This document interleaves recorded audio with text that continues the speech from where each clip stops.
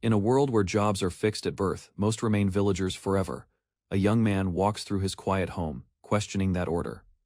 Before a small church, he weighs the heavy cost required to change fate.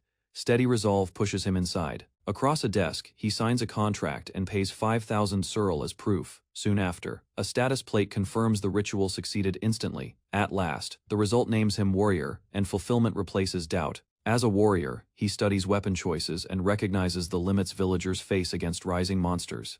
Nearby, Kaname Morimoto, bearing an unknown job, accepts the thanks with calm composure. Respect forms quietly between them. After leaving, Kaname returns to the shop and resumes ordinary duties. Responsibility settles back onto his shoulders.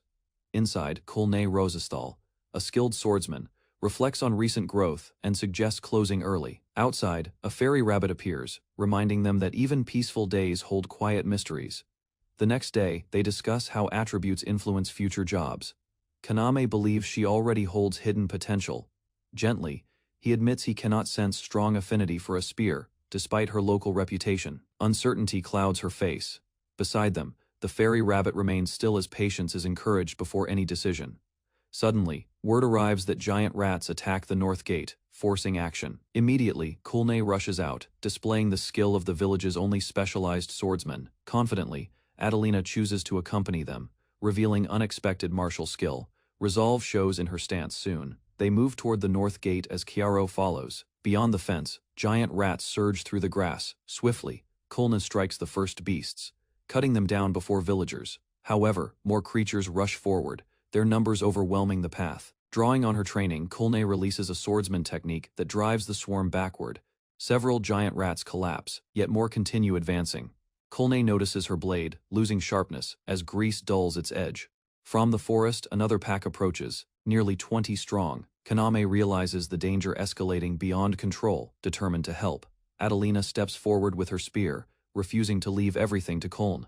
Suddenly, Chiaro leaps and strikes a massive rat, crushing it with unexpected force. Afterward, they understand the rabbit possesses a rare job, revealing abilities far beyond an ordinary creature.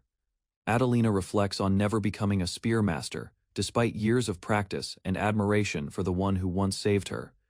During battle, she wonders whether her strength can ever reach that level or truly protect someone. Later, she admits her limits and believes gaining a job may break the barrier holding her back. After confirming her resolve, Kaname prepares to perform the change.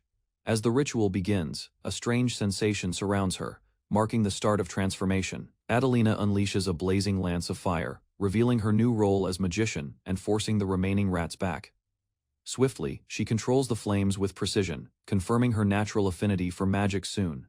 The battle ends as Chiaro returns to Kaname and the last monsters fall silent. Afterward, the group acknowledges each other's strength and expresses gratitude for the victory. Finally, rumors about the job change shop gain credibility as quiet satisfaction settles over them. After seeing Adelina off, Kaname meets a visitor inside the shop, while gifts from the Guardian Corps rest nearby. The elegant stranger approaches closely, observing the swordsman with unusual interest and calm confidence. Soon, he reveals he traveled because of rumors surrounding the job change shop and witnessed the earlier battle. Unexpectedly, he introduces himself as the 12th Prince of Clodia, surprising everyone present. The prince questions Kaname's origin and authority, hinting at deeper intentions behind his visit. Calmly, Kaname clarifies that his shop operates under the village general store registration and does not require special authorization under current law. Attentively, the prince evaluates this explanation while subtly steering the discussion toward Kaname's underlying intentions, rather than respond directly. Kaname faces a pointed inquiry about how he acquired such an extraordinary ability. Measured restraint shapes his reply, emphasizing that public knowledge would trigger disorder within the capital and society. Ultimately, he warns that formalizing job change as a profession could fracture the kingdom's established class structure. Calmly, the prince warns that the church will not ignore Kaname, since job changes threaten its profitable influence. Seriously, he asks how Kaname intends to confront such powerful opposition. Unexpectedly, Adelina raises her hand and declares she and Chiaro will handle security. Amused, the prince comments on Kaname being protected by a girl and a rabbit, then extends an offer. Finally, he reveals his desire to present Kaname to the world, exposing his existence beyond the village. Thoughtfully, the prince proposes a solution that could bypass authority limits and reduce conflict surrounding the shop. Confidently, he invites Kaname to lead a temple in the capital, aiming to spark change within the kingdom. Kaname learns the nation once nearly collapsed from religious wars, leading every cult to a composed priest, explains strict rules now forbid internal conflict, maintaining order under the unified faith. Using influence, the priest offers Kaname a recommendation to the royal capital's seminary. Doubts emerge since Kaname is foreign, and rural regions lack churches. Understanding job changes fund the church, Kaname confronts questions about his knowledge. The priest proposes that Kaname graduate, become legitimate, and freely establish his own job change temple under protection. Considering compensation, the priest unexpectedly suggests friendship as reward, catching Kaname off guard. Pressed further, he requests a single undocumented job change, yet Kaname firmly refuses. Plans shift toward Rivi Fair Town, where time for reflection is granted, though expectation remains. Left alone, Kaname grows exhausted, doubting the flashy priest's intentions and feeling deeply wary. A girl asks whether Kaname will attend the seminary, while he admits he loses nothing by going. Determined, Kaname decides to verify the priest's claims and seeks someone trustworthy in the royal capital. He learns the village elder's daughter, Milty, lives there. Offering a possible connection, together they visit the elder, who welcomes them warmly as Kaname plans to send Milty a letter. The doting father chats proudly, leaving Kaname thoughtful about his next step. The village elder explains that monsters from the Great Forest are increasing abnormally, placing nearby settlements under growing threat. Although the kingdom was asked for aid, no soldiers arrived, leaving the region facing a dangerous crisis alone. Reluctant to burden his daughter, the elder instead asks Kaname, now a job holder, to inspect the forest situation. Recalling several villagers changed jobs at his temple, Kaname considers available strength within the small community. Learning the population is roughly 200, he evaluates their limited capacity carefully. Kaname suggests forming a reconnaissance team and offering discounted job changes to gather more participants. Kulnan shows concern for his safety, but he remains determined to protect everyone. The elder thanks him sincerely, placing hope in Kaname's judgment. He organizes the group carefully, prioritizing healers, then archers and magicians for balanced combat. 15 days later, the assembled team clashes with monsters as thunder magic crashes across the battlefield. Kaname coordinates the team as silver wolves approach, maintaining order while Kulna supports from behind. Archer Ellen Tasanoa secures the flank efficiently, proving her experience in the forest. Healer Siegfried Selrin, once saved by Kaname, reinforces the group with steady recovery skills. After the skirmish, Ellen gathers materials, while guiding Siegfried through fieldwork basics. Under instruction, Siegfried performs a precise finishing strike, ensuring the fallen monster is completely dead. After defeating the Silver Wolves, the team begins processing the carcasses while noting how easily they were handled. Kaname observes that job holders' abilities exceed expectations, as the fallen wolf confirms its class ranking. Adelina requests the map, drawing attention to their route and recent sightings. Studying marked locations, Kaname realizes monster appearances form an arc toward the forest's center. As they advance eastward, Adelina senses unusual mana intensifying near the core. Siegfried struggles with a strange sensation, questioning whether healing magic can treat mental interference as the forest grows oppressive. Kaname orders caution, urging everyone to stay alert, while Adelina suggests solving problems step by step. Kulnan encourages the group confidently, praising their teamwork and strengthening morale. Suddenly, Ellen halts the formation, sensing movement deeper among the trees. Straining to detect distant presences, she identifies multiple figures ahead, possibly human, prompting immediate vigilance. Kaname confirms another presence within the forest, after the archer's detection leaves no doubt. An uneasy pressure spreads as the group senses a large concentration of mana ahead. Suspecting a link between the figures and the mana source, Kaname orders careful movement. They stop at a clearing where the energy feels strongest and prepare to investigate. Examining disturbed soil, the team considers digging despite uncertainty about what was removed. Ellen confirms no one is nearby, yet the forest feels unnaturally silent and distant. Advancing carefully, she notes the absence of monsters, deepening the group's unease. Kaname is called over as tension rises, and withdrawal is briefly considered. At the clearing's center, they find only an empty pit where something should have been buried. Concluding that an object emitting mana was removed earlier, Kaname suspects someone retrieved it and fled. Kaname recalls the earlier presence and notes the mana here feels thicker than at its supposed origin. Siegfried remembers encountering a strange hooded group when he was once lost in this forest. Those cloaked figures acted hostile and refused directions, driving him away. He estimates the encounter occurred about a month ago, before meeting heavy monster activity. Comparing timelines, the team suspects that group buried an object here, possibly connected to the recent surge. Kaname concludes the buried object likely caused abnormal monster movements toward the village. While some suspect a monster repellent, others question why such an item would be left behind. Considering the cost of powerful mana tools, they suspect nobles from the capital may be involved. With the object already removed, Adelina reasons the remaining mana should gradually fade, despite uncertainty. She insists they cannot ignore the matter, and prepares to act decisively. Kaname orders silence, uneasy about the lingering mana, and uncertain whether the disturbance will fade naturally. Ellen suddenly moves ahead, reacting sharply to a presence deeper within the forest. Sensing imminent danger, she warns the group to run as tension spikes instantly. Startled, Kaname struggles to grasp the situation while panic spreads among them. A massive dragon bursts from the trees, confirming the mana source and plunging the team into crisis. Aelin remains composed while the others panic. Realizing the Earth Dragon explains the monsters moving toward the village. As the massive creature roars above the trees, Kaname understands their earlier suspicions were correct, and danger has escalated. Kaname runs through the grass, tracking massive footprints heading toward the village, while urgency rises behind him. Suddenly, his companion shoves him down as something enormous approaches from ahead. A colossal tail sweeps across the field, crushing wood and earth in a single violent motion. After the strike passes, the group regathers near the wreckage, confirming no one has fallen. Realizing escape is impossible, Kaname prepares a plan to weaken the creature and buy time. The dragon lowers its massive body, blocking the path as Kaname steadies himself before the beast. Without hesitation, the armored warrior charges forward while the spearwoman moves to engage. First supporters spread out behind them, as steel meets scales and the monster fixes on its challenger. Flames strike the creature's head, yet the attack fails, leaving the team shaken by its resistance. Retreating beneath the trees, Kaname watches the dragon closely, questioning why their strategy cannot break through.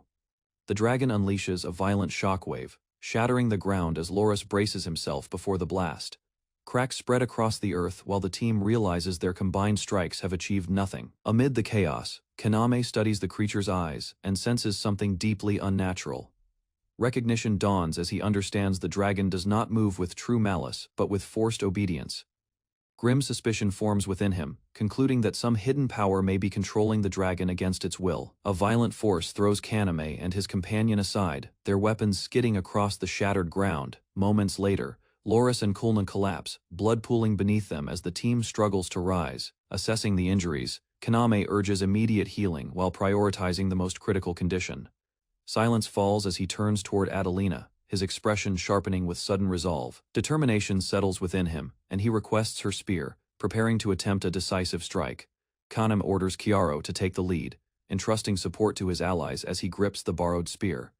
The small creature charges first, drawing the dragon's attention while the others commit to the risky plan. Power gathers around Kaname's arm as he focuses entirely on defeating the overwhelming foe. Bursting forward with unnatural speed, he sprints across the battlefield and leaps toward the towering beast. Divine force concentrates at the spear's tip before he drives it downward in a decisive strike. Kaname drives the empowered spear into the dragon's skull, releasing a crushing force that pierces through its defenses. The massive body collapses heavily, dust and debris rising as the beast finally falls motionless.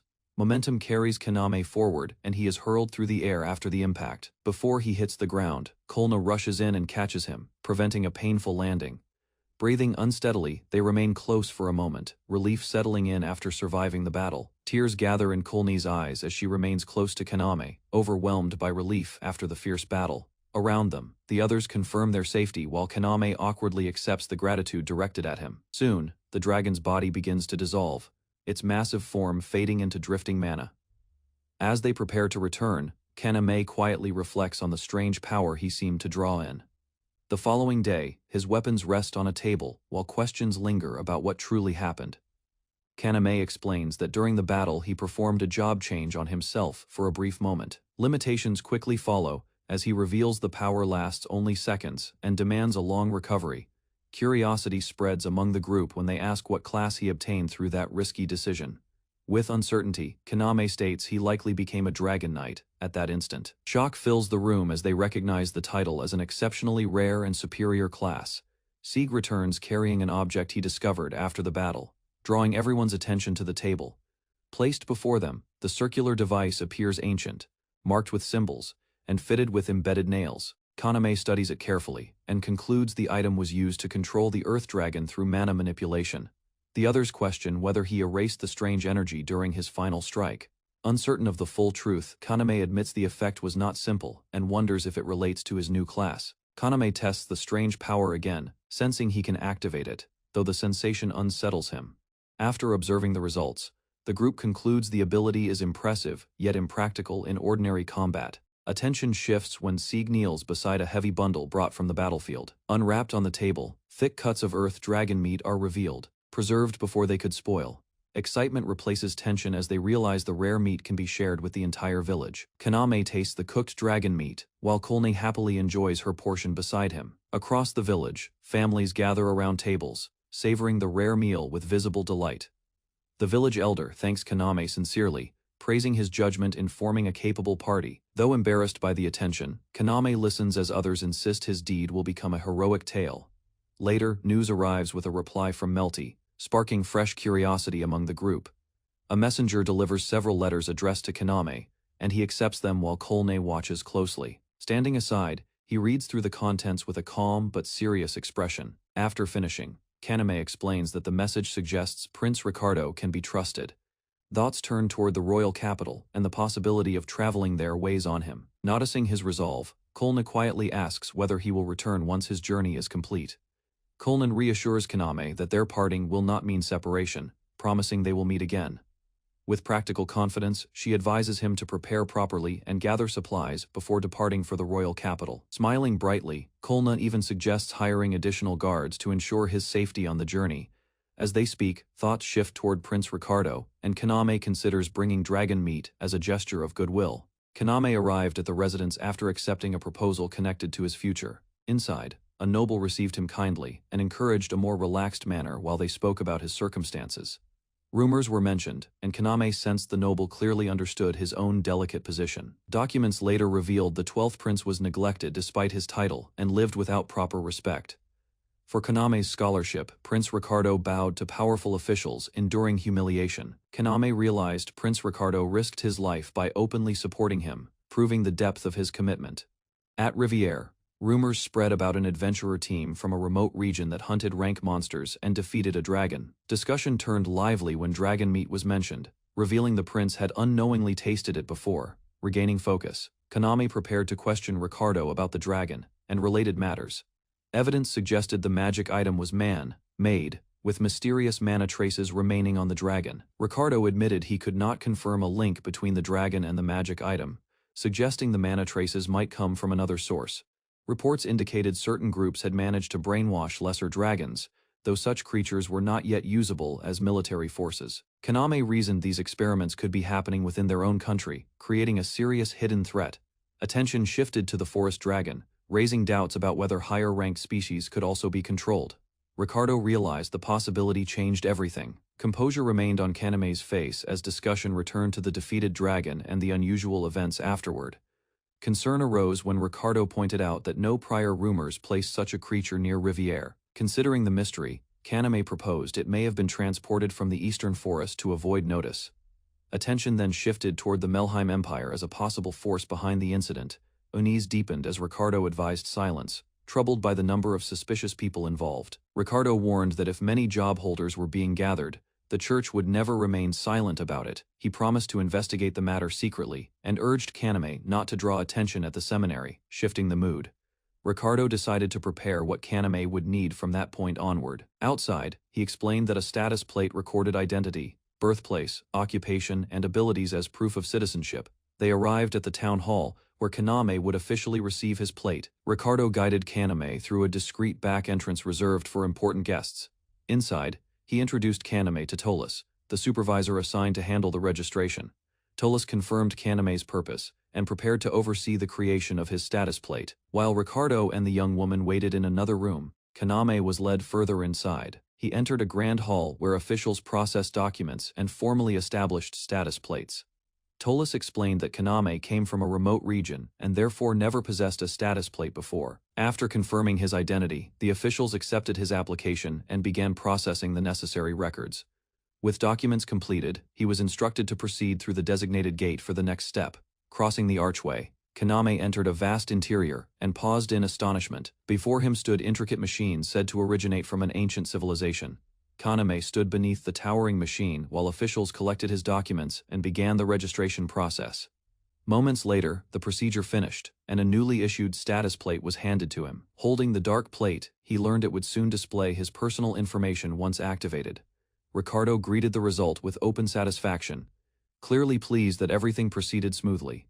Meanwhile, in the waiting room, the young woman cheerfully finished the sweets prepared for them. Kaname returned to the waiting room and examined his newly issued status plate while the others watched with curiosity. Both companions leaned closer, eager to see what information had appeared on the surface. The plate displayed an unfamiliar classification, labeling him as a stranger rather than a normal citizen. Ricardo reasoned that people from another continent were regarded that way under ancient systems. Sensing danger in further discussion, Kaname shifted the topic before revealing too much. Kaname diverted attention by asking Ricardo about a specific skill displayed on the status plate. Ricardo examined the plate closely, surprised to see an unfamiliar ability related to mana conversion. They concluded the skill likely gathered mana and transformed it into physical strength. Recognizing its rarity, Ricardo remarked that Kaname possessed unusual talents worth caution. With departure approaching, Kaname learned he must leave within 3 days to reach the royal capital on time. Before parting, Ricardo firmly reminded Kaname not to draw unnecessary attention at the seminary. 3 days later, Kaname prepared to depart, confirming his belongings and travel money. At the carriage, he and Kolny exchanged careful farewells, aware they would not meet again soon. Soon after, several companions gathered, insisting on properly seeing him off. With cheerful assurances that the village remained safe, they promised to return swiftly after escorting him. Before departure, a companion handed Kanem a bundle of dragon jerky as a farewell gift. Smiling warmly, he received encouragement to do his best and returned safely with stories. Kulnan promised she would visit someday, her voice filled with determination. The carriage finally rolled forward as Kaname thanked everyone and waved goodbye. 1 month later, the journey continued with Kaname traveling steadily toward his destination. Kaname leaned from the carriage window, smiling as the royal capital finally came into view. Beyond the fields, towering walls and the distant castle confirmed their arrival at the vast city. Inside the capital, a young woman moved along the streets, pausing briefly before hurrying onward. Meanwhile, Kaname rested in the carriage, quietly wondering about the path awaiting him within the capital. Kaname entered the royal capital of Norbis, observing crowded streets, merchants, and tall buildings. Excitement filled him as he walked ahead, but distraction caused him to bump into someone in the busy street. Facing the stranger, he noticed large horns and realized human beasts existed here. Mentioning his remote village, Kaname listened as a bald man asked whether monsters had taken over his homeland. Reports revealed rising rock lizard attacks, driving many villagers to escape toward the capital for protection. The bald man asked about Kaname's destination, mentioning unrest and monster outbreaks, creating profitable opportunities for certain shops nearby. Afterward, Kaname approached the large gate to the high street. Officials stopped him at the checkpoint and required presentation of his status plate before granting passage inside. They instructed him to show his enrollment license first, to avoid drawing suspicion during inspection. He learned that revealing his occupation as stranger could trigger unrest if discovered openly at the gate. A guard examined Kaname and presented a card, stating his job change ability was required for the procedure. The document displayed villager Kaname Morimoto, confirming his identity and origin for verification. After clipping the device onto his status plate, he received clearance and a pass to proceed. Authorization completed. The guard permitted him to enter the high street beyond the gate. Beyond the checkpoint, Kaname stood before a spacious plaza surrounded by towering buildings and a statue at its center. Kaname scanned the plaza map, searching for directions while observing pedestrians crossing the open square. Suddenly, an elderly man stumbled and collided with a passerby, causing brief confusion as a woman hurried to support him.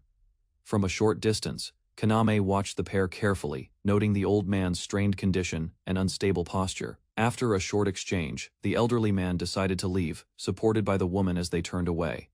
Left alone, Kaname reflected calmly, realizing that troublesome elders seemed common regardless of the world. A young woman approached Kaname, thanking him for helping earlier and apologizing for any inconvenience caused. She bowed sincerely, emphasizing that his support had truly saved her during the brief disturbance. Seeing the map he carried, she asked about his destination and offered assistance.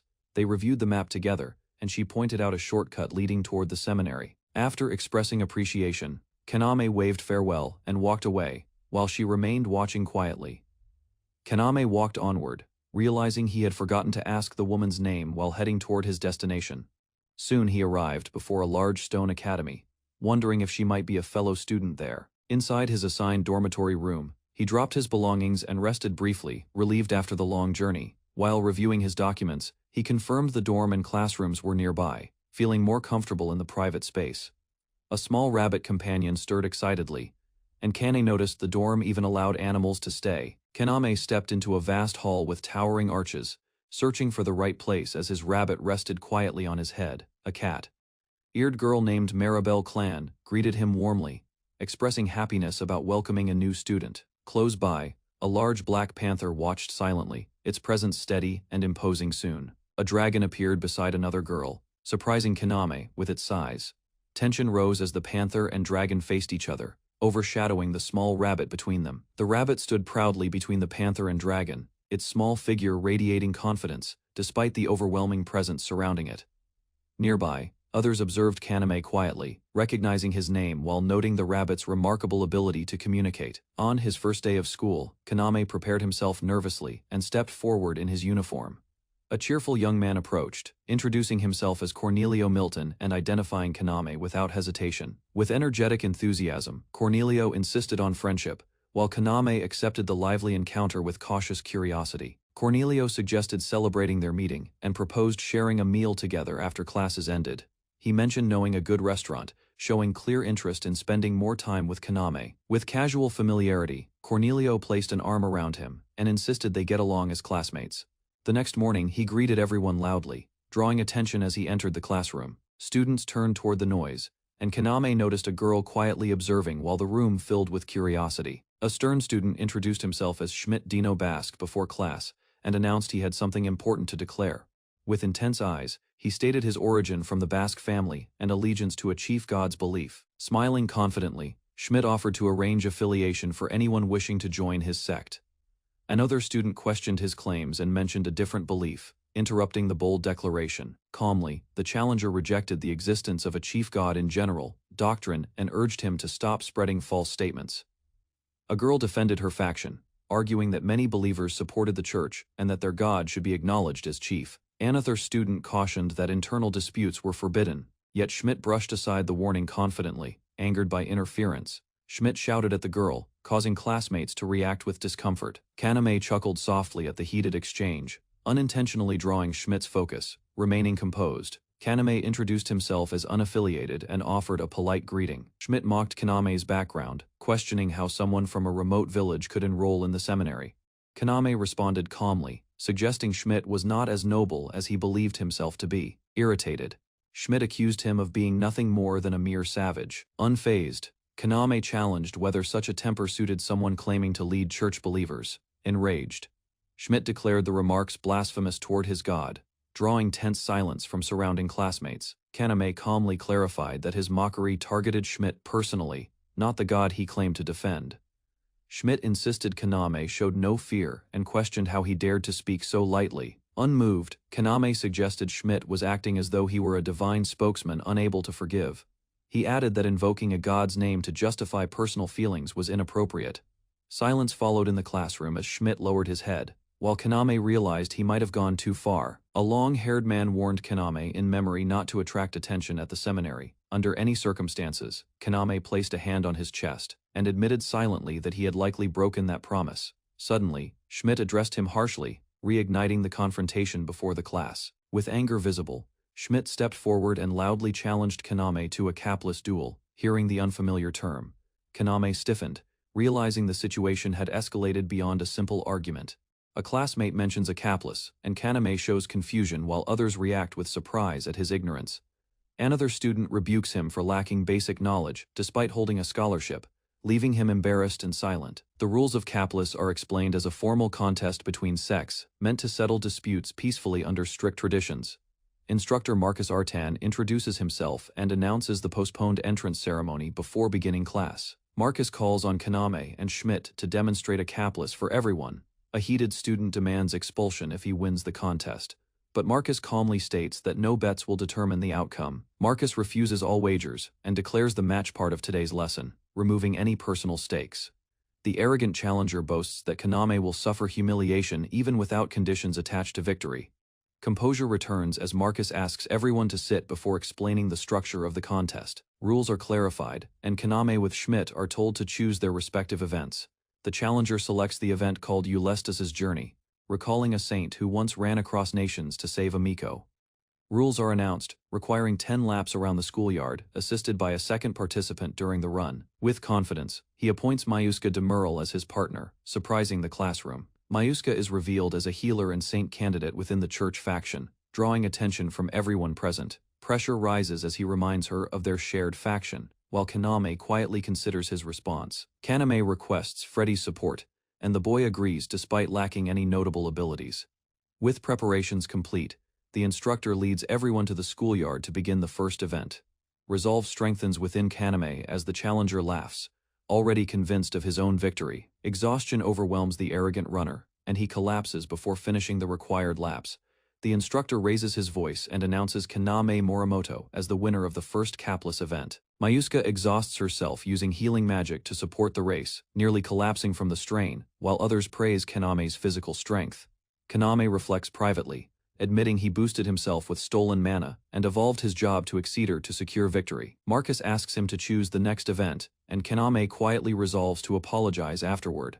Unable to change jobs again, he requests an event involving animals instead of myths. An event requiring animals to destroy large rocks is proposed, and Kaname accepts it. Marcus instructs both sides to prepare animal partners and moves the second event to the abandoned former school building. Kaname considers relying on Chiaro, while the class prepares to gather again after lunch. The second event begins, requiring each team to shatter a large stone slab into smaller pieces with animal assistance. Kaname asks Chiaro to break the stone, unsure whether the small creature understands his request.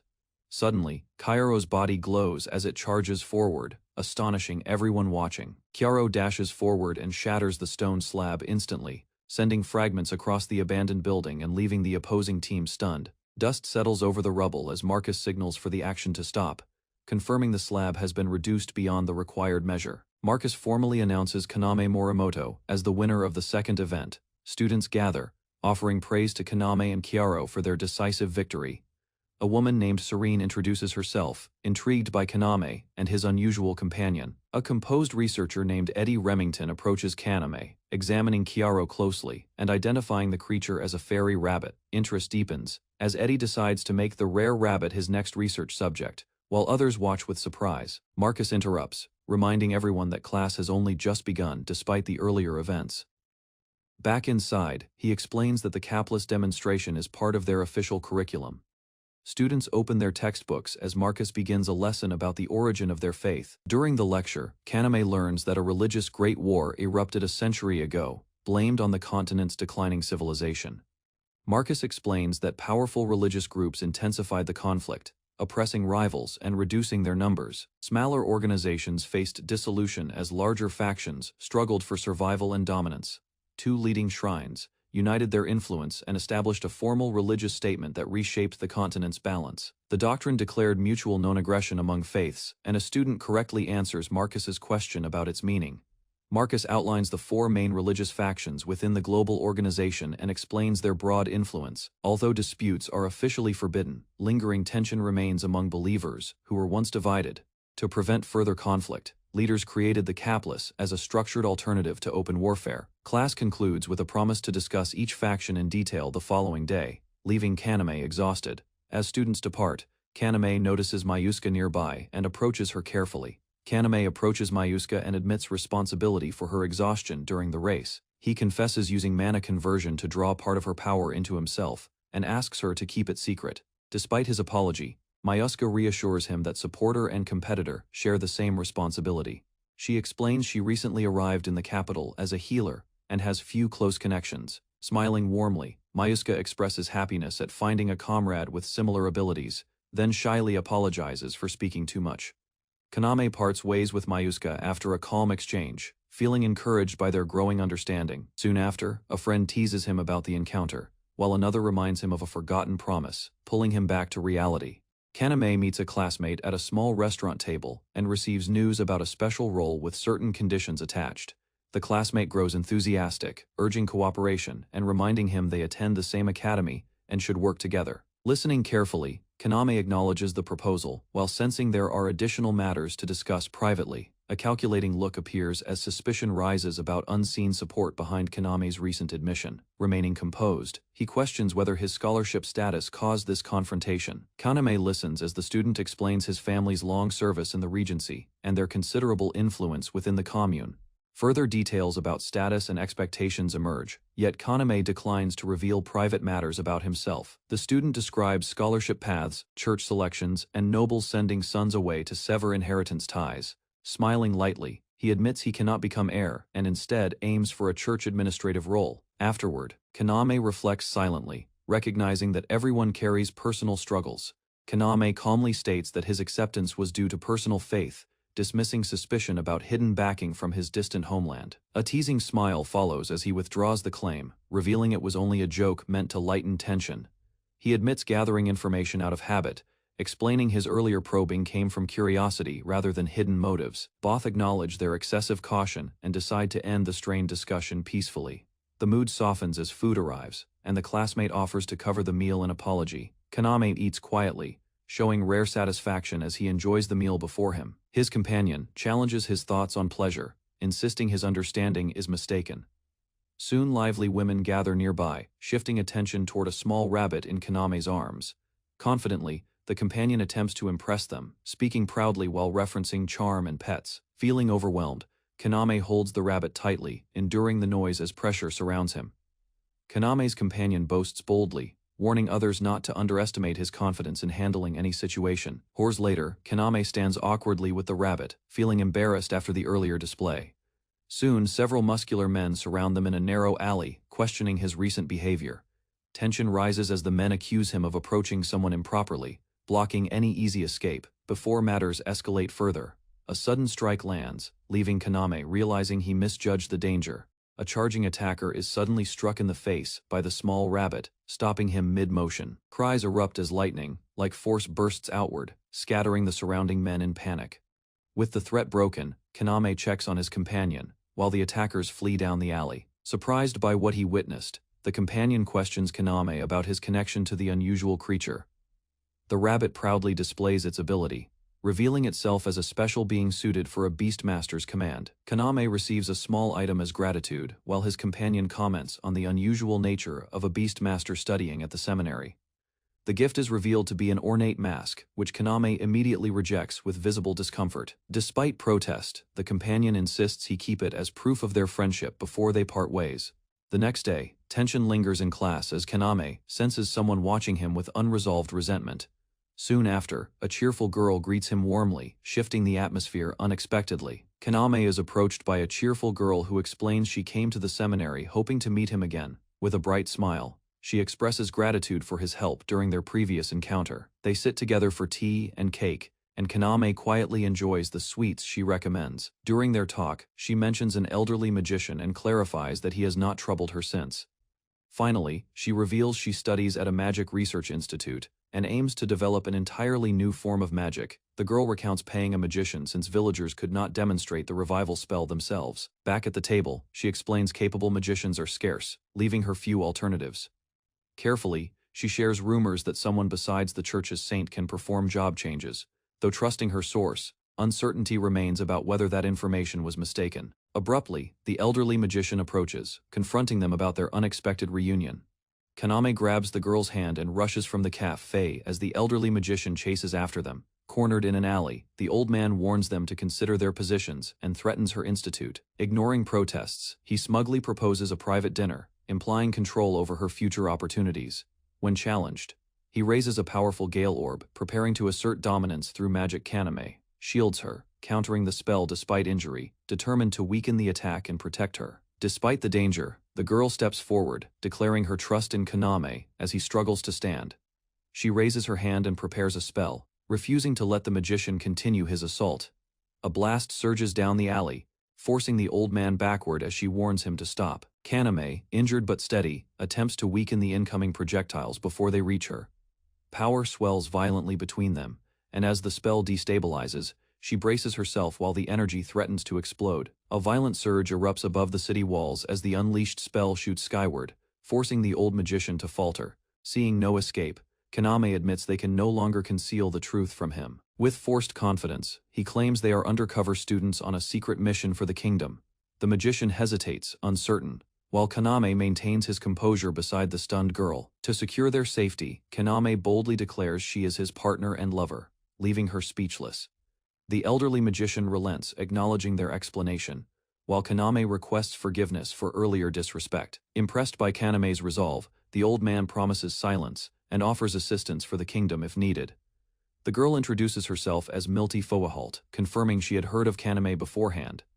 Kaname recognizes her connection to his village and thanks her warmly for the support. Suddenly weakened from his injuries, Kaname collapses slightly, insisting he is fine as concern rises around him.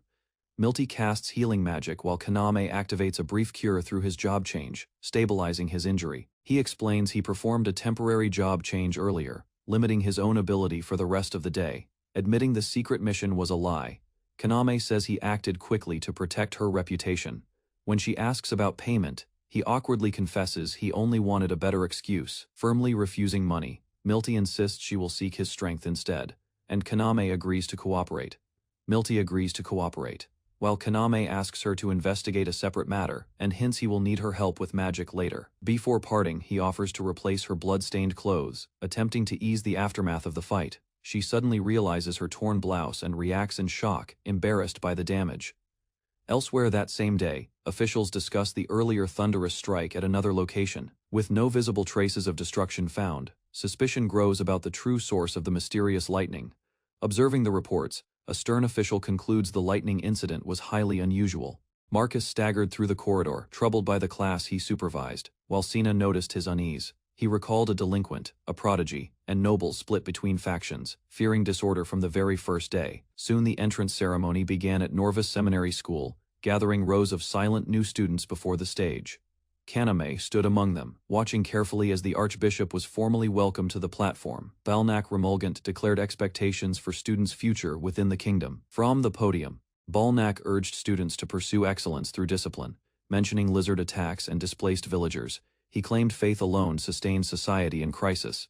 In the hall, Kaname heard that humans were fragile and gained strength through devotion. Solemnly, he described leadership as guiding others through hardship while awaiting their growth. Later, breakfast with classmates gave Kaname time to reflect on those expectations. During breakfast, Kaname claimed he was merely tired, hiding last night's secret battle. A classmate suddenly confronted him about being seen with someone unusual yesterday. Excitement spread as a girl was described as gentle and beautiful, drawing attention. Accusations escalated when witnesses mentioned lightning, a back alley, and her damaged clothing. Cornered by suspicion, Kaname weighed whether to silence the witness or invent an excuse. Before the archbishop, Kaname bowed respectfully as questions arose about the recent thunderbolt. Calmly he explained that everything turned white and only a roaring sound reached him. Suspicion deepened when Balnak noted that light and sound together meant close proximity. An elder intervened, remarking that no traces remained and the inquiry had gone far enough. With formal blessings exchanged, the temple leaders departed, leaving Kaname unsettled. Tension lingered as Kaname and his classmates felt the weight of powerful figures visiting the school. Whispers spread that Archbishop Balnak had risen from humble origins, increasing Kaname's caution. Inside the classroom, Marcus attempted to begin a lesson on rival factions. Unexpectedly, Balnak entered, claiming he wished to encourage the scholarship students. Though class was about to start, Marcus allowed brief advice, placing the students under the Archbishop's watchful presence. Before the class, Balnak admitted he never graduated from the seminary and was once viewed as heretical. From the podium, he welcomed the scholarship students and declared that he expected far more from them. Moved by the attention, Schmidt expressed deep gratitude for receiving guidance from such a powerful church figure. Recognizing him, Balnak mentioned Schmidt's past confinement and spoke to him personally. Encouraged to devote himself to faith and self-improvement, Schmidt vowed to become someone worthy of pride. Standing before the archbishop, Kaname Morimoto gave his name calmly when asked. Discussion shifted to his remote hometown, noted for lacking ties to church or shrine factions. Sharp eyes fixed on him as Balnak questioned his whereabouts during the thunderbolt. Carefully, Kaname explained he had walked near the outer wall and lost his way returning. Pressed further about a cafe invitation, he claimed he could not recall its name. Balnak dismissed concern over Kaname's meeting, then shifted attention toward the Thunderbolt investigation. Serious suspicion arose as he suggested the incident might have been caused by a magician. Across the capital, authorities believed no ordinary caster could unleash such a massive spell. Confidently, the Archbishop declared he would punish evil yet recruit the culprit, if worthy. After his departure, Kaname resolved to inform Milty about this dangerous development. Milty approached Kaname cheerfully and reminded him about beginning their magic theory lesson. After brief small talk, they decided to head toward her favorite cafe to continue privately. Inside the shop, Kaname sensed tension as an unexpected presence drew his attention. Balnak appeared once more, casually introducing himself and noting their repeated encounters that day. While Milty confirmed their previous visit together, the Archbishop calmly questioned their connection to the Thunderbolt. Milty analyzed the Thunderbolt calmly, suggesting it might have been caused by a hidden magician. Standing beside their table, Balnak pressed her to describe exactly what she witnessed. Instead of leaving, he ordered identical meals and insisted on sitting with them. Smiling confidently, the Archbishop formally introduced himself and requested to visit the cafe mentioned earlier. Alarm spread across Milty's face as Kaname struggled to remain composed under growing pressure. Unease filled Kaname as he worried about drawing attention despite previous warnings to remain unnoticed. Curiosity shifted toward the small creature in his arms, identified as a rare fairy rabbit. Suspicion deepened when Balnak stared closely, questioning Kaname's true identity. Suddenly, hooded figures surrounded them in a narrow passage, tightening the atmosphere. Recognizing the danger, Kaname shielded Milty and resolved to hide his abilities while protecting Chiaro. Watching the hawk circle above, Kaname realized he needed a quick distraction to avoid suspicion. Across the yard, Balnak drew his weapon calmly, confident in the strength of trained clergymen. Acting decisively, Kaname secretly advanced his abilities and commanded the bird without revealing himself. Feathers collided as the hawk struck its target, overpowering the opposing creature in seconds. From afar, Balnak observed the result and concluded that Kaname still lacked sufficient combat experience. Amid the clash, Kaname's summoned creatures overwhelmed Balnak and forced him onto the ground. Quickly regaining control, the Archbishop ordered ropes and had the fallen attackers restrained. With a serious expression, he apologized for exposing the students to unexpected danger. Relief followed, as Kaname credited the hawk's timely arrival for preventing further harm. Soon afterward, guards escorted the captured figures away while their identities remained unknown. After the guards departed, Balnak calmly announced he would follow them to the office and offered a blessing before leaving. As he walked away along the wall, Kaname stopped him and requested one final question. Studying him closely, Kaname suggested that the Archbishop might have intentionally acted as bait to draw enemies out. Amused, Balnak praised his reasoning and bid farewell, addressing him by name. Left behind, Kaname resolved to keep distance, while Milty sought answers about the magician investigation. Kaname writes to Kulnan, explaining that half a year has passed since arriving in the royal capital and assuring that he is managing well. He studies diligently at the academy, becoming accustomed to classes while recalling the uneasy first seminar and hoping to earn his diploma. Thoughts shift toward a certain teacher as he reflects on discussions about coursework and his growing awareness. Josephine Roflin introduces herself and declares control over management lessons. She questions students about essential elements every religion requires. With a stern look, Josephine dismisses the first answer and shifts attention, keeping firm control of the classroom discussion. After brief thought, Kaname states that funds matter most, earning approval for recognizing practical management realities. From another seat, a student explains that a village priest survived through community support without requesting payment. Smiling slightly, Josephine clarifies that such support still counts as compensation for necessary expenses. Ultimately, she concludes that managing a cult requires money, though many students hesitated to admit it openly. With a calm tone, Josephine explains that without funds, temples fail and the number of people saved remains limited. Back before the class, she adds that many revenue methods exist and tells students not to feel discouraged. Confidently, she lists donations, ceremonial offerings, and individual contributions as common financial sources. Eagerly, Kaname suggests operating subsidiary businesses to maintain stability. Pleased, Josephine agrees and reveals the seminar itself functions as such a business. Firmly smiling, Josephine has the class repeat that religion and business are linked, leaving Kaname quietly reflecting. Soon battle class begins as Galawaz Diesel introduces himself and demands unwavering willpower from every student with commanding presence. He states serious trainees will become as strong as warrior priests. Without pause, the instructor demonstrates his strength by striking a solid block before everyone. Instantly, the impact shatters the stone. and Kaname stares in stunned disbelief. Kaname struggles to grasp the instructor's overwhelming strength, while a young girl notices he is new to the class. During the lesson, the teacher explains his powerful skill and prepares individual training plans for each student. Intense drills quickly exhaust everyone, leaving Kaname and several others collapsed on the ground. Afterward, the girl approaches confidently, sharing her experience while checking his condition. Abruptly, a sudden disturbance draws their attention and shifts the tense atmosphere. After a brief misunderstanding with classmates, Kaname returns to his dorm, reflecting on the tense exchange while avoiding further conflict. Later he writes a letter describing his studies and mentions learning about magic items from Milty. At the Magic Research Institute, he listens carefully as she explains that magic items contain stored power. Demonstrations follow, showing tools for lighting, combat, and various daily uses. Finally, she notes many ancient devices still function, making ruin excavation an active field of study. Kaname listens as Milty explains that modern craftsmen are scarce and present techniques remain far inferior to ancient methods. Considering solutions, she raises the idea of people changing jobs to blacksmith or artisan to reduce the gap. Caught off guard, Kaname admits he has never thought about those professions before. Recalling his rural hometown, he notes few toolmakers existed, and that job changes depend heavily on training. Milty concludes that crafting magic items requires proper job holders and mana from skilled magicians. Milty explains that magic begins with theory and notes magicians cannot insert mana into every tool. Displaying a book, she adds that casting demands understanding phenomena, imagination, proper affinity, and sufficient mana. She outlines ability gaps and elemental compatibility, stressing that job changes alone never ensure mastery, clarifying it functions like a skill system. She proposes a short break. Over tea, Kaname mentions the church's expedition against rock lizards and quietly considers joining. During tea, Kaname learns the church has heavily promoted the upcoming subjugation expedition and seems unconcerned about joining. Later, he writes to Coleman, mentioning increasing monster activity and advising caution in their hometown. Reports suggest at least one powerful saint from the church's job holders will participate in the mission. Considering the church's influence, Kaname suspects even high officials may attend to display authority far away.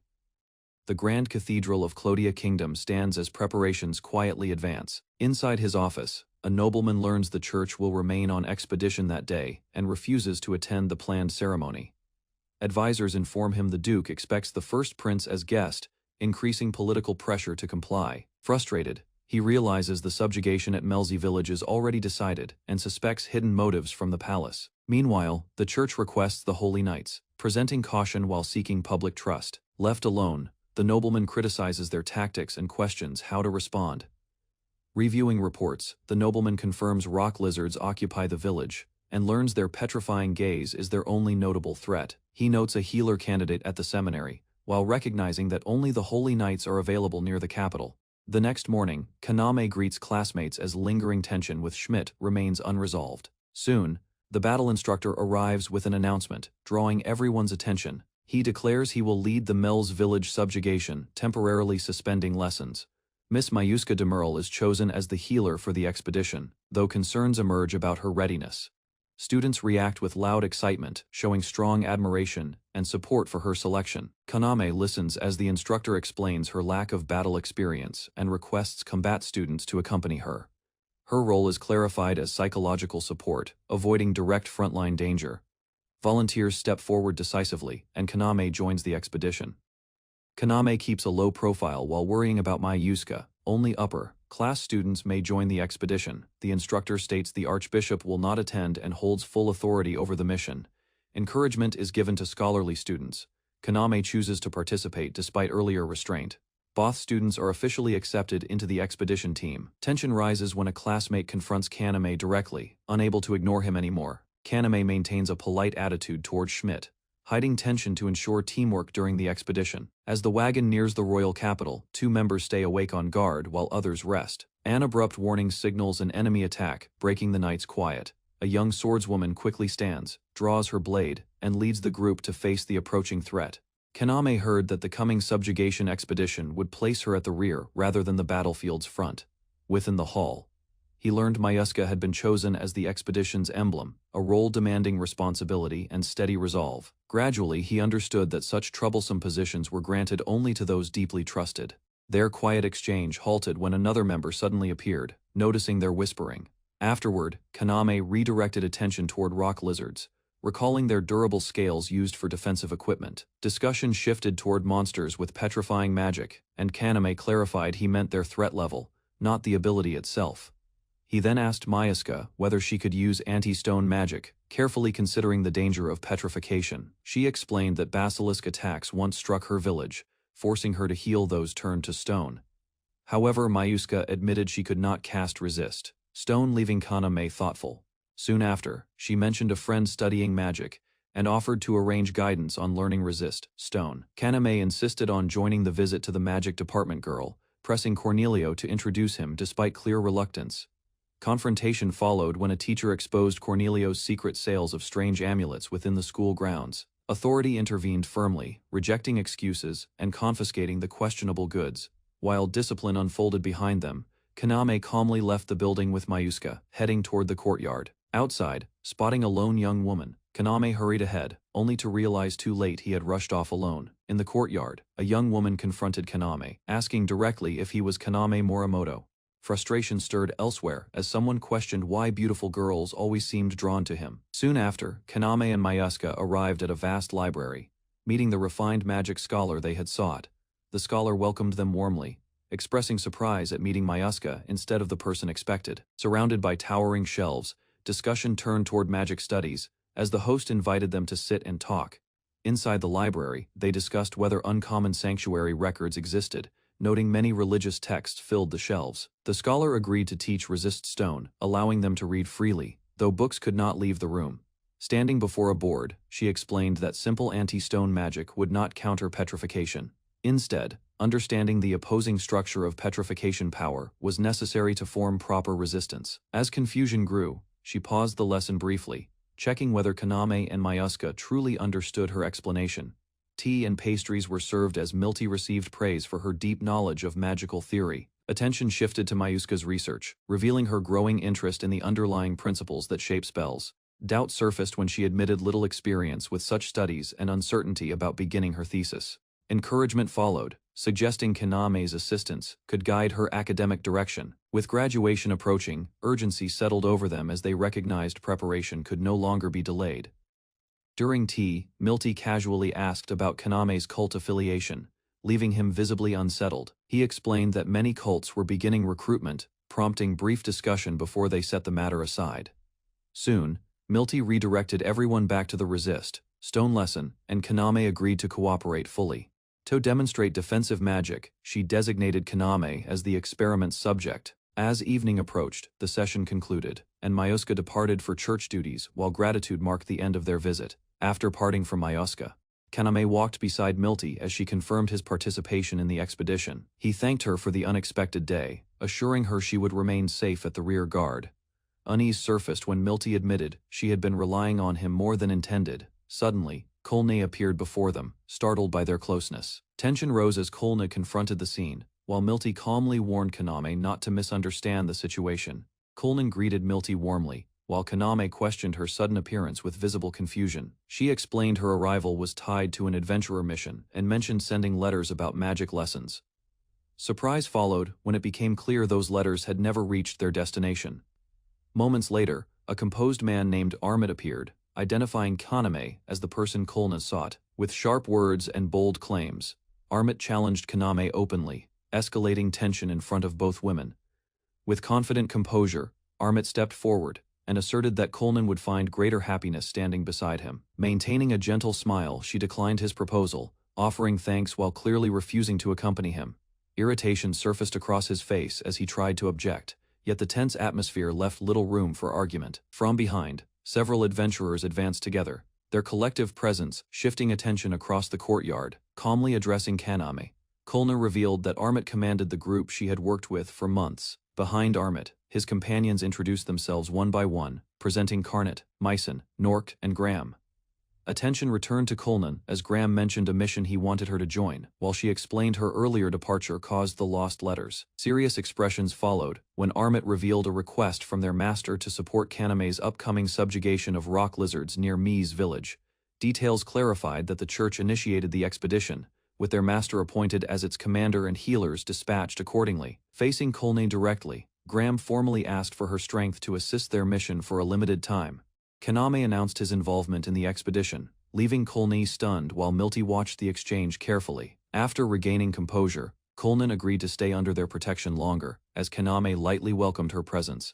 Attention turned to the mission structure, explaining their master would handle the church's request through the Adventurers Guild. They clarified that the guild functioned as a loose association rather than a unified company. Driven by conviction, Armit declared that Kulnin was meant to stand beside him in battle.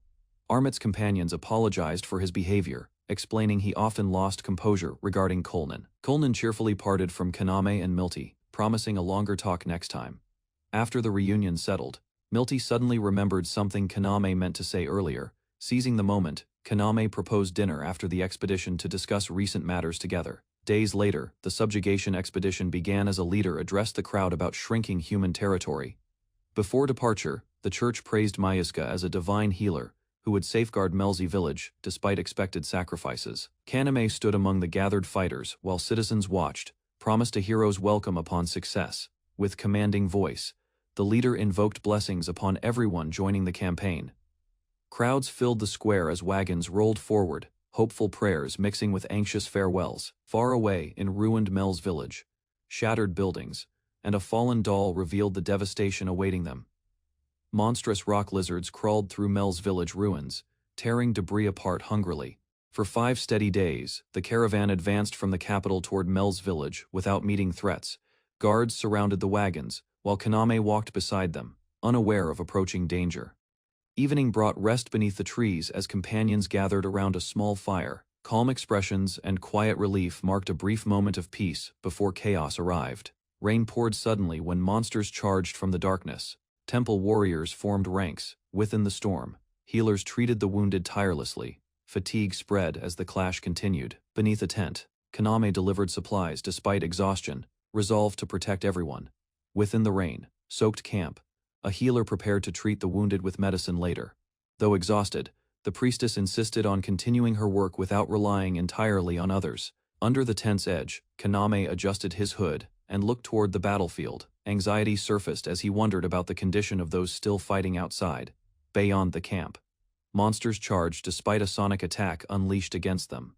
The beam struck, yet the advancing creatures barely slowed. Warriors identified them as stone lizards, far sturdier than expected. Prolonged combat risked, allowing some to slip past the defenses. Even villagers stepped forward as giant rock lizards pushed closer through relentless rain. Rain fell steadily as Kulna regained composure, strengthened by the presence of her allies. Support from the group restored her focus before the next assault. Across the front line, determination unified the defenders as they prepared to demonstrate their strength. Hesitation faded while weapons were firmly gripped. A powerful blow crushed a charging stone lizard, sending its body crashing onto the wet ground. The enemy's advance briefly stalled. Watching from afar, Kaname evaluated the overwhelming display of force and questioned its consequences. Near the trees, he spotted a familiar figure standing silently in the rain. Despite warnings, Kaname decided to inspect the battlefield himself, promising to return soon. He stepped into the rain, leaving the camp behind. Through the forest, he tracked a suspicious figure moving between trees. Unease grew as he realized the person was not searching for safety. Suddenly confronted, Kaname learned the forest held no ordinary presence. Shock crossed his face when the stranger challenged him directly. Ahead, a fallen stone lizard lay on the ground, while the man revealed a rare magic orb. The situation shifted from pursuit to immediate threat. Without hesitation, the stranger activated the orb and launched a powerful attack toward Kaname. The fallen stone lizard suddenly moved again, its massive body lunging despite heavy wounds. Pain twisted his expression while he realized the monster was still alive. Fear replaced confidence as the situation spiraled beyond control. From the side, allies rushed in through the rain, blades driving into hardened scales. Coordinated strikes forced the beast backward before it could finish its prey. A masked fighter deployed a powerful poison, weakening the creature as it collapsed heavily onto the ground. Confusion flickered among enemies witnessing the sudden reversal. With decisive resolve, warriors unleashed a luminous strike that shattered the remaining lizards, ending the threat. A powerful strike crashed against the stone lizard's skull, metal scraping across rigid scales. The creature staggered yet remained standing. Rain poured heavily as the beast roared and tried to rise again. Allies tightened formation, creating space for Kulna to advance safely. Taking that chance, Kulna sprinted straight toward the monster. Determination hardened her expression as she prepared her blade. A rapid cutting technique ripped through the creature's defenses, breaking its hardened exterior. The attack forced it down onto the flooded ground. Without hesitation, she delivered a final blow that ended the stone lizard beneath the falling rain. Though the stone lizard collapsed, its eye glowed with a petrifying force. The threat lingered as its magic gaze targeted Kulna. For a brief moment, confusion crossed her face as she braced for the spell. Tension tightened across the battlefield. Suddenly protective light enveloped the fighters. A resistance spell cast before the battle shielded them from turning to stone. Relief steadied Kulna as she regained full control of her movement. Gratitude strengthened her resolve to finish the fight. Channeling radiant power into her blade, she unleashed a luminous strike and urged everyone forward. A blade pierced the stone lizard's head, yet the monster roared and thrashed wildly. Shock spread as it refused to die. Kaname stepped forward, admitting the strike was not enough. Strain showed on his face as he realized he had exhausted his time. Assessing the situation, he noted the creature could no longer use its petrifying gaze. Urgency filled his voice as he insisted they finish it quickly. Determined to exploit its blind spot, Kaname advanced toward the weakened beast. Suddenly, an ally shoved him aside. A massive tail swept through the space where he had stood moments earlier. Rain fell as the wounded stone lizard lay before them. Caution replaced relief when they realized crushing its eye was not enough. Kaname warned that the beast could still sense through hearing and smell. A quick plan formed to divide roles and finish it properly. Schmidt stepped forward boldly, declaring himself the creature's opponent. His shout drew the monster's attention away from Kaname. Using that distraction, Kaname moved behind the lizard and drove his blade into its vulnerable spot. Steel pierced deep as the beast roared. The monster finally collapsed, and both fighters dropped to the ground, exhausted but alive. Rain continued, as both sat on the soaked ground, catching their breath. Kaname admitted he would have died without the shove that saved him. Schmidt responded awkwardly, half serious and half teasing. Despite the tone, tension lingered between them after the fight. Kaname stated plainly that he had protected Schmidt and ended the battle. His blunt honesty left the other man speechless and uneasy. After a pause, Kaname acknowledged the debt he owed. Without that earlier rescue, victory would have been impossible. Composure returning, he questioned why Schmidt had chased the stone lizard alone. The wounded stone lizard remained on the ground as Schmidt rebuked Kaname for acting recklessly. He warned that such monsters could harm travelers or nearby villages. Composure returning, Schmidt explained that abandoning formation to chase one creature would destabilize the expedition and affect the church's mission. Kaname absorbed the criticism quietly. After reflecting, Kaname unexpectedly suggested forming an alliance. The proposal shifted the tension between them. He then revealed his personal ambition within the religious order, prompting Schmidt to admit he also pursued his own objective. Both considered how future conflicts between their factions might unfold. Kaname calmly explained that he did not seek friendship, only cooperation. He stressed that his proposal was practical and necessary for their shared situation. Extending his hand, he outlined a strategy to achieve both of their personal ambitions. Publicly, they would behave like ordinary classmates within the same institution. After a brief hesitation, Schmidt accepted the arrangement. His agreement carried caution rather than trust. With a faint smirk, Schmidt declared he would follow the plan solely to advance his own objective. Mutual benefit replaced hostility. Together, they walked back through the forest as the rain finally stopped. Back at camp, Miyusuka rushed toward Kaname with tears in her eyes, overwhelmed with relief. The tension from the battle finally broke as she realized he was safe. Kaname thanked her gently for worrying while Schmidt stood nearby in silence. Concern shifted into quiet reassurance as they confirmed nothing terrible had happened. A report arrived from the battlefield, while both young men exchanged knowing smiles. Outwardly calm, they concealed the depth of their recent struggle. Under clearing skies, the fallen rock lizards lay scattered across the field. Kulna stood firm among them, confirming their defeat. Cheers rose from the group as victory settled in and relief spread through the expedition. Rainwater pooled across the battlefield as the order to retreat spread, signaling the exhausted fighters could finally withdraw safely.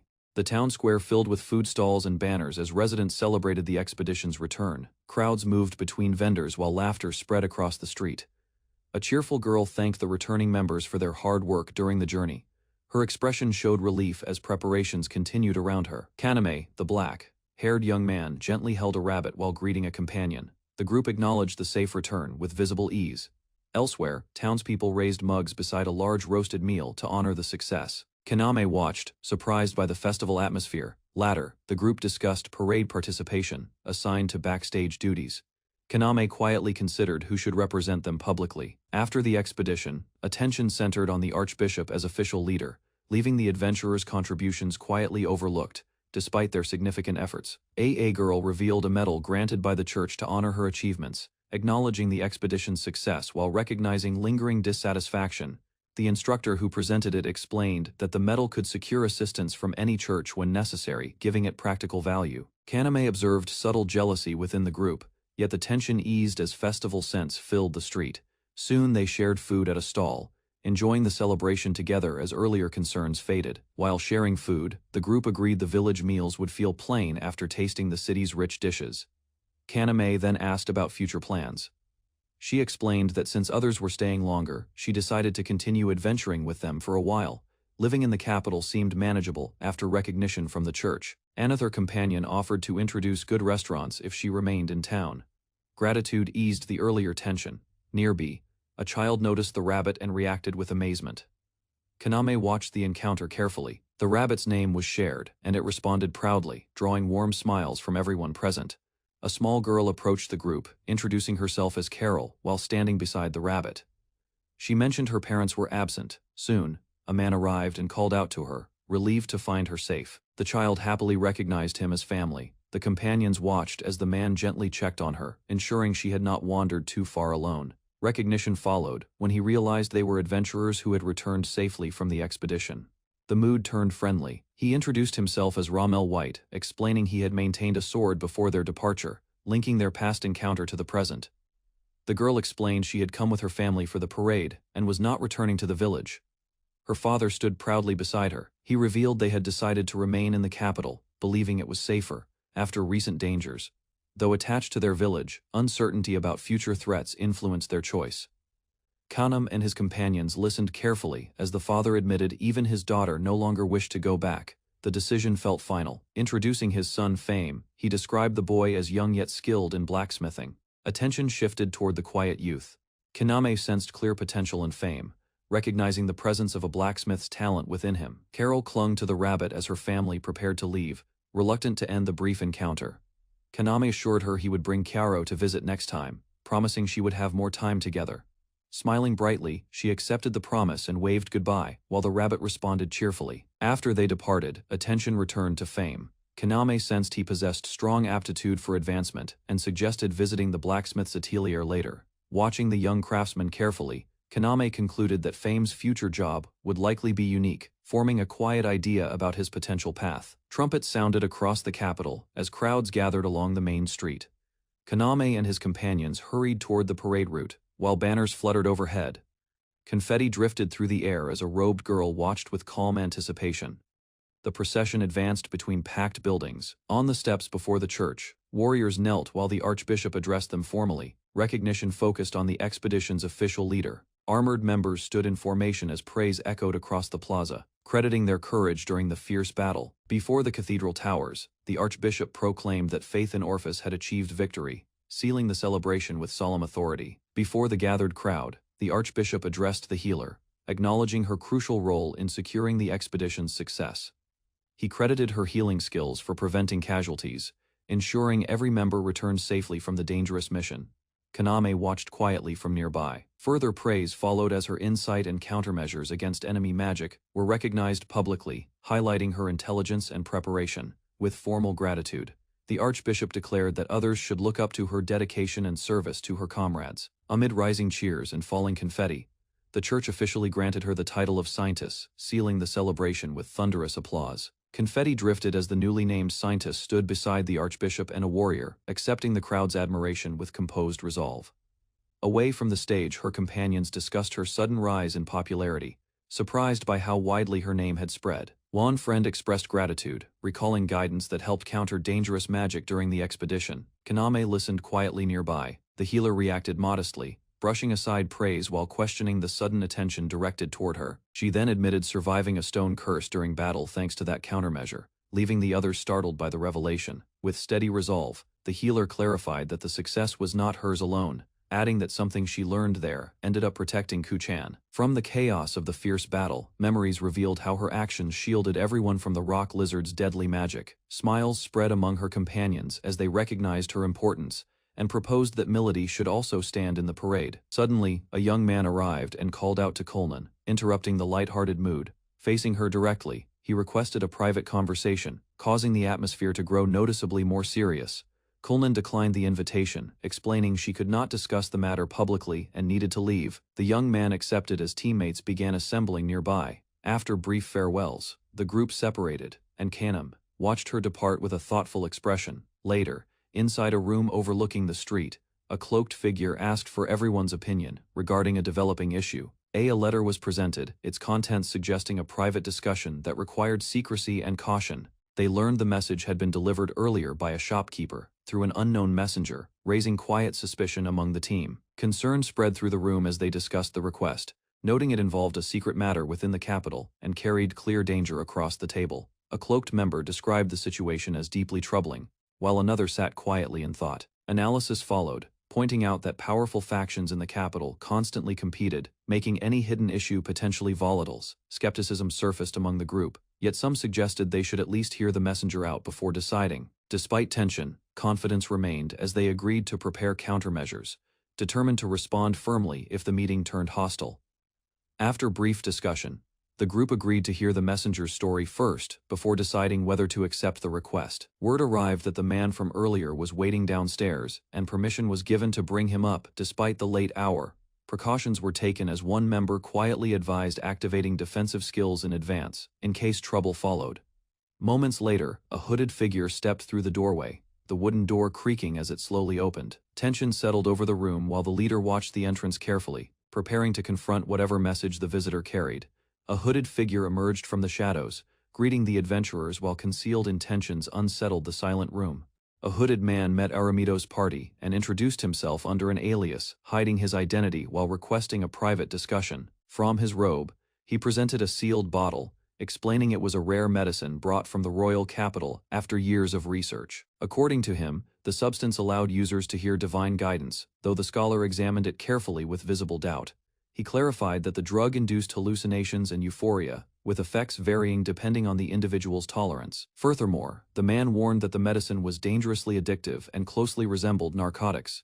Aramido listened as the hooded man explained that the drug remained legal, its sale permitted despite growing concern. Suspicion deepened when the leader pressed him for his true objective, refusing to be misled by vague claims. Reports revealed the substance was spreading rapidly, though the man insisted he opposed its trade and sought another solution. He disclosed plans to push for its prohibition, admitting the process would take time and resistance.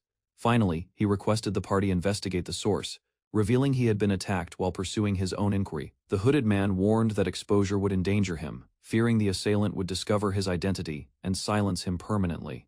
A party member questioned why he avoided palace guards, yet distrust toward officials and fear of betrayal filled the room. Suspicion grew that the attacker might serve the royal government, suggesting powerful forces stood behind the spreading drug.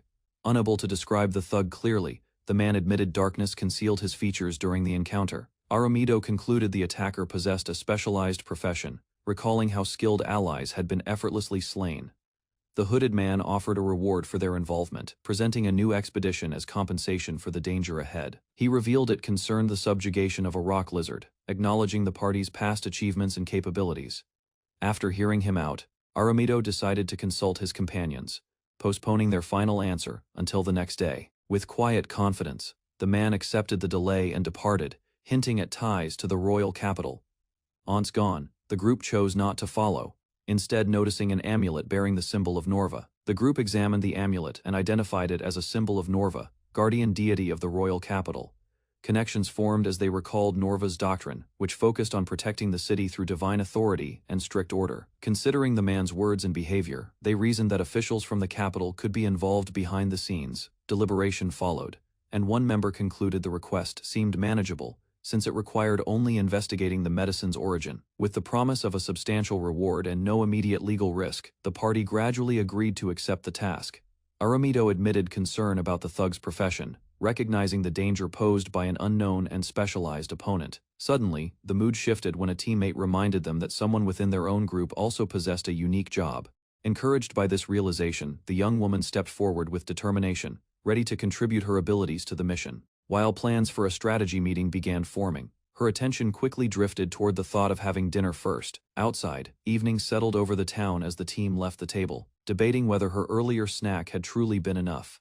At the seminary, the instructor announced 2 important updates and reminded the students that graduation required submitting a formal thesis. Kaname listened quietly from his seat. He further explained that this short-term program demanded visible achievement, urging everyone to demonstrate practical results before completing their studies. Hearing that the theme was unrestricted, Kaname grew uneasy, aware that he would soon need to decide on a suitable topic. The instructor reassured the class that groundbreaking theories were unnecessary, only something appropriate as a graduation submission. Meanwhile, Kaname briefly imagined proposing a cooking guide, then quickly realized such an idea would never be accepted. The instructor announced that the ban on sectarian solicitation would be lifted, allowing students to visit religious facilities directly. Kane learned this was a rare chance to observe different sects and gather information firsthand for his graduation requirement. After class, he told his friends he intended to join a temple school, knowing the experience would be demanding. As they discussed options beneath a tree, Kaname decided to postpone his final choice until after visiting several temples. Later, when asked which sect interested him most, he casually mentioned the gods of wind or darkness, surprising the others. Kaname's friends debated which deity suited him, dismissing fire and water while suggesting light or earth might fit better. Seated beneath a tree, they continued weighing options, with some doubting wind and others insisting darkness matched him more closely. After listening quietly, Kaname finally decided he would visit the Temple of Crucis to observe its teachings firsthand. His announcement surprised the group, prompting curious reactions and brief confusion among his companions. Soon after, a classmate revealed she also planned to visit Crucis and invited Kaname to accompany her on their next day off. Kaname hesitated before accepting her invitation, surprised by the sudden proposal, yet unable to refuse directly. They arrived at the Grand Temple complex, its vast courtyard and towering walls reflecting the influence of Crucis. While walking together, Kaname admitted he was not particularly devout, explaining that others around him were more openly religious. She responded calmly, expressing that personal choice mattered more than conforming to expectations or traditions imposed by others. Hearing her reasoning, Kaname reflected that shaping one's entire life around religion alone could become restrictive if taken too far. Kaname felt flustered after misunderstanding her words, while she calmly clarified that she considered him intelligent despite his blunt remark. Inside the temple reception hall, they greeted an attendant and introduced themselves as visitors from the theological seminary. Upon hearing they were seminary students, the attendant reacted with surprise when they requested permission to tour the temple. She hurried away to confirm their request, asking them to wait as she disappeared behind the counter. Left alone, Kaname quietly wondered whether Crucis attracted many seminary students, sensing the temple's notable reputation.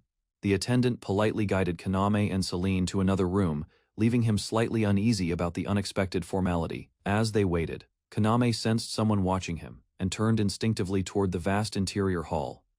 Inside the main sanctuary, worshippers knelt before an enormous statue, its scale dominating the chamber and commanding silence. Standing before the veiled figure, Kaname felt a strange familiarity, as if the presence stirred a distant memory.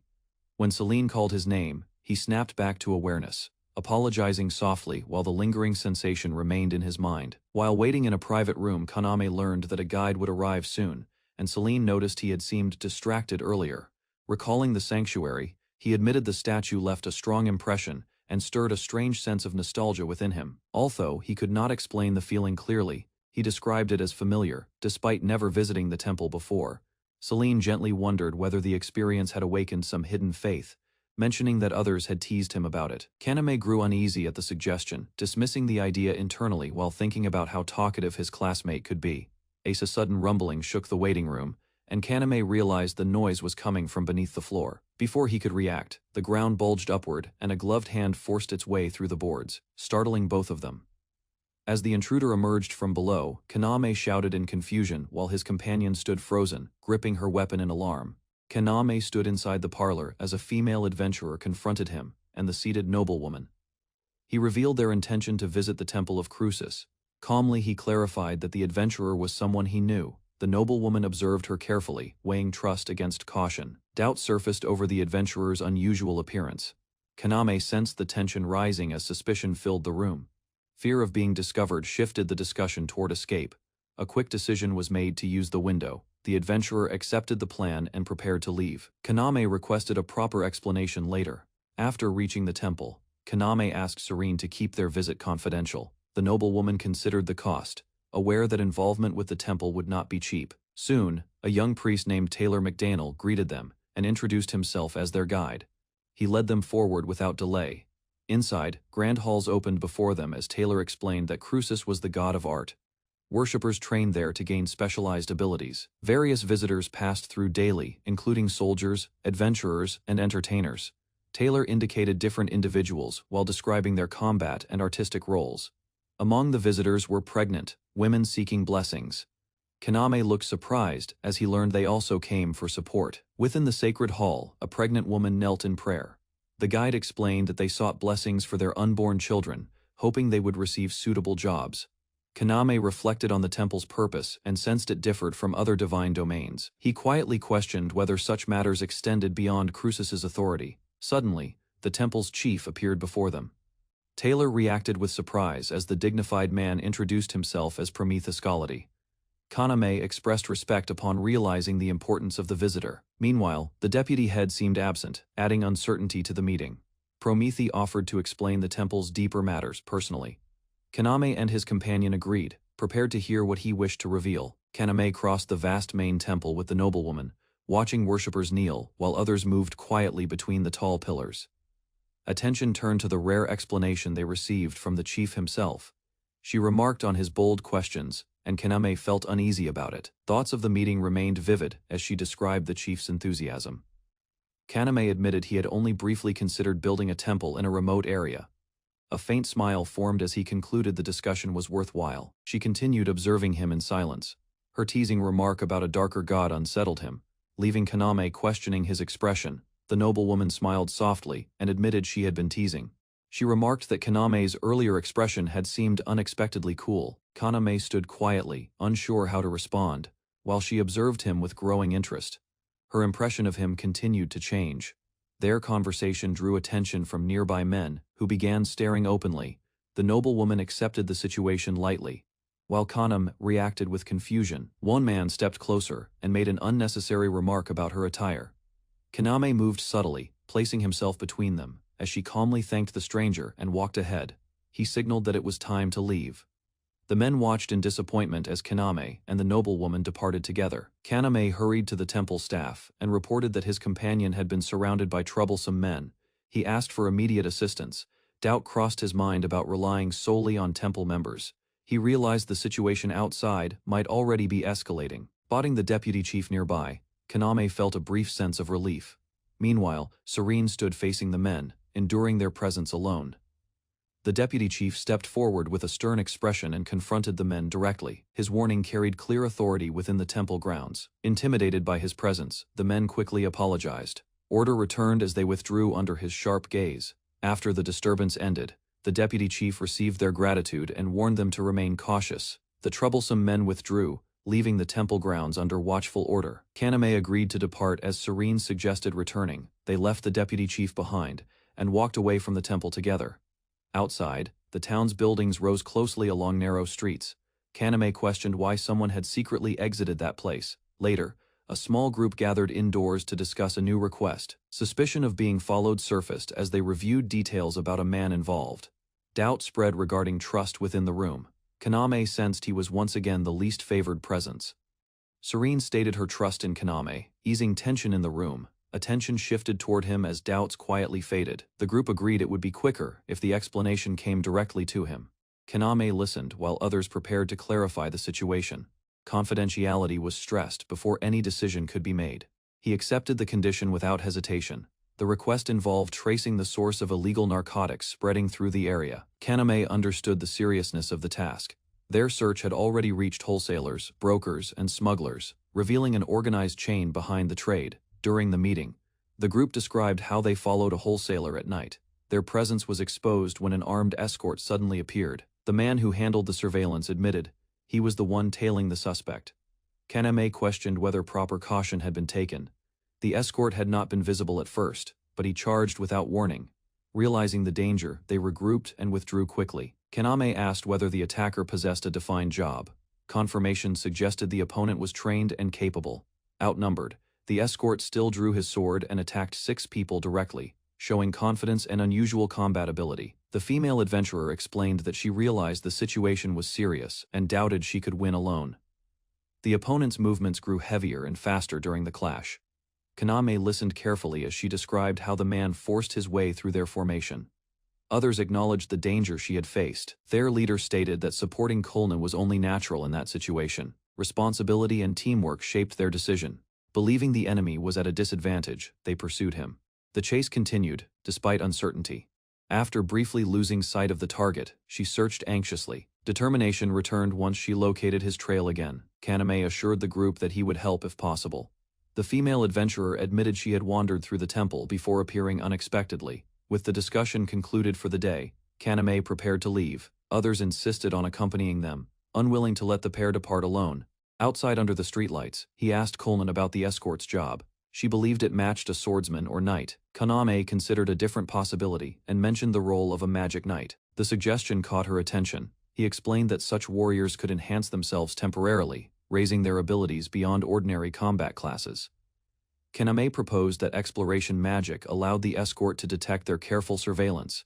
He believed such abilities explained how their movements were exposed. Coleman quickly connected the idea to a magic knight she had seen at the Temple of Crucis. Suspicion began to settle firmly. A heavy pause followed as Kaname lowered his gaze. Both silently reached the same conclusion. Elsewhere, the magic knight walked through a dim corridor. He was the deputy chief of the Temple of Crucis.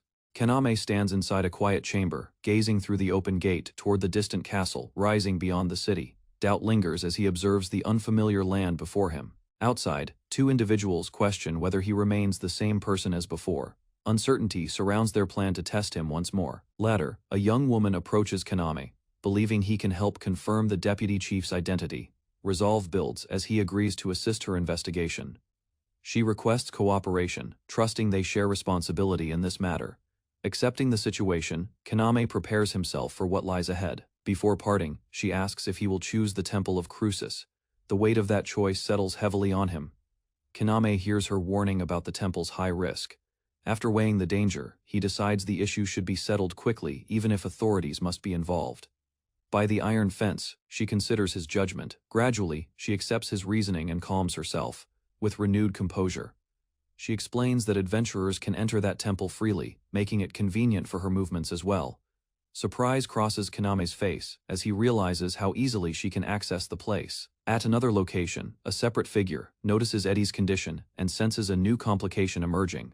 Kaname meets a senior who praises his unusual thinking and asks whether he has chosen a graduation thesis theme. The unexpected question leaves him briefly unsettled. Resting his hand against his chin, he reflects in silence. Uncertainty lingers as he admits he has not settled on a clear direction. The senior presses further, requesting his honest thoughts. Gradually, Kaname begins forming an idea worth discussing. He proposes examining the concept of one's own job within society. The suggestion catches the senior's attention immediately. Kaname expands on his view, imagining an earlier era shaped by inherent job holders and structured roles that define strength and status. He gestures toward towering shelves filled with magic books and tools, suggesting such abundance may overwhelm ordinary people without defined roles. He refers to historical writings and heroic myths where even nameless soldiers possessed distinct jobs that shape their identities and abilities. Thoughtfully, Kaname questions whether the ratio of job holders has changed over time, proposing that people might be born with inherent roles. Listening carefully, his senior admits the idea had never crossed his mind, but finds the perspective genuinely intriguing. Although unable to confirm the theory immediately, the senior concludes that Kaname's hypothesis holds enough depth and originality to deserve serious research. Kaname expresses gratitude for the evaluation. His senior then reveals he has an additional account that could further support the emerging theory. With a serious expression, Kaname reflects on the idea, considering that his hypothesis might gain strength if historical evidence aligns with it. Describing it as speculation, the senior wonders whether the reduced number of jobs today stems from human decline or another unknown factor.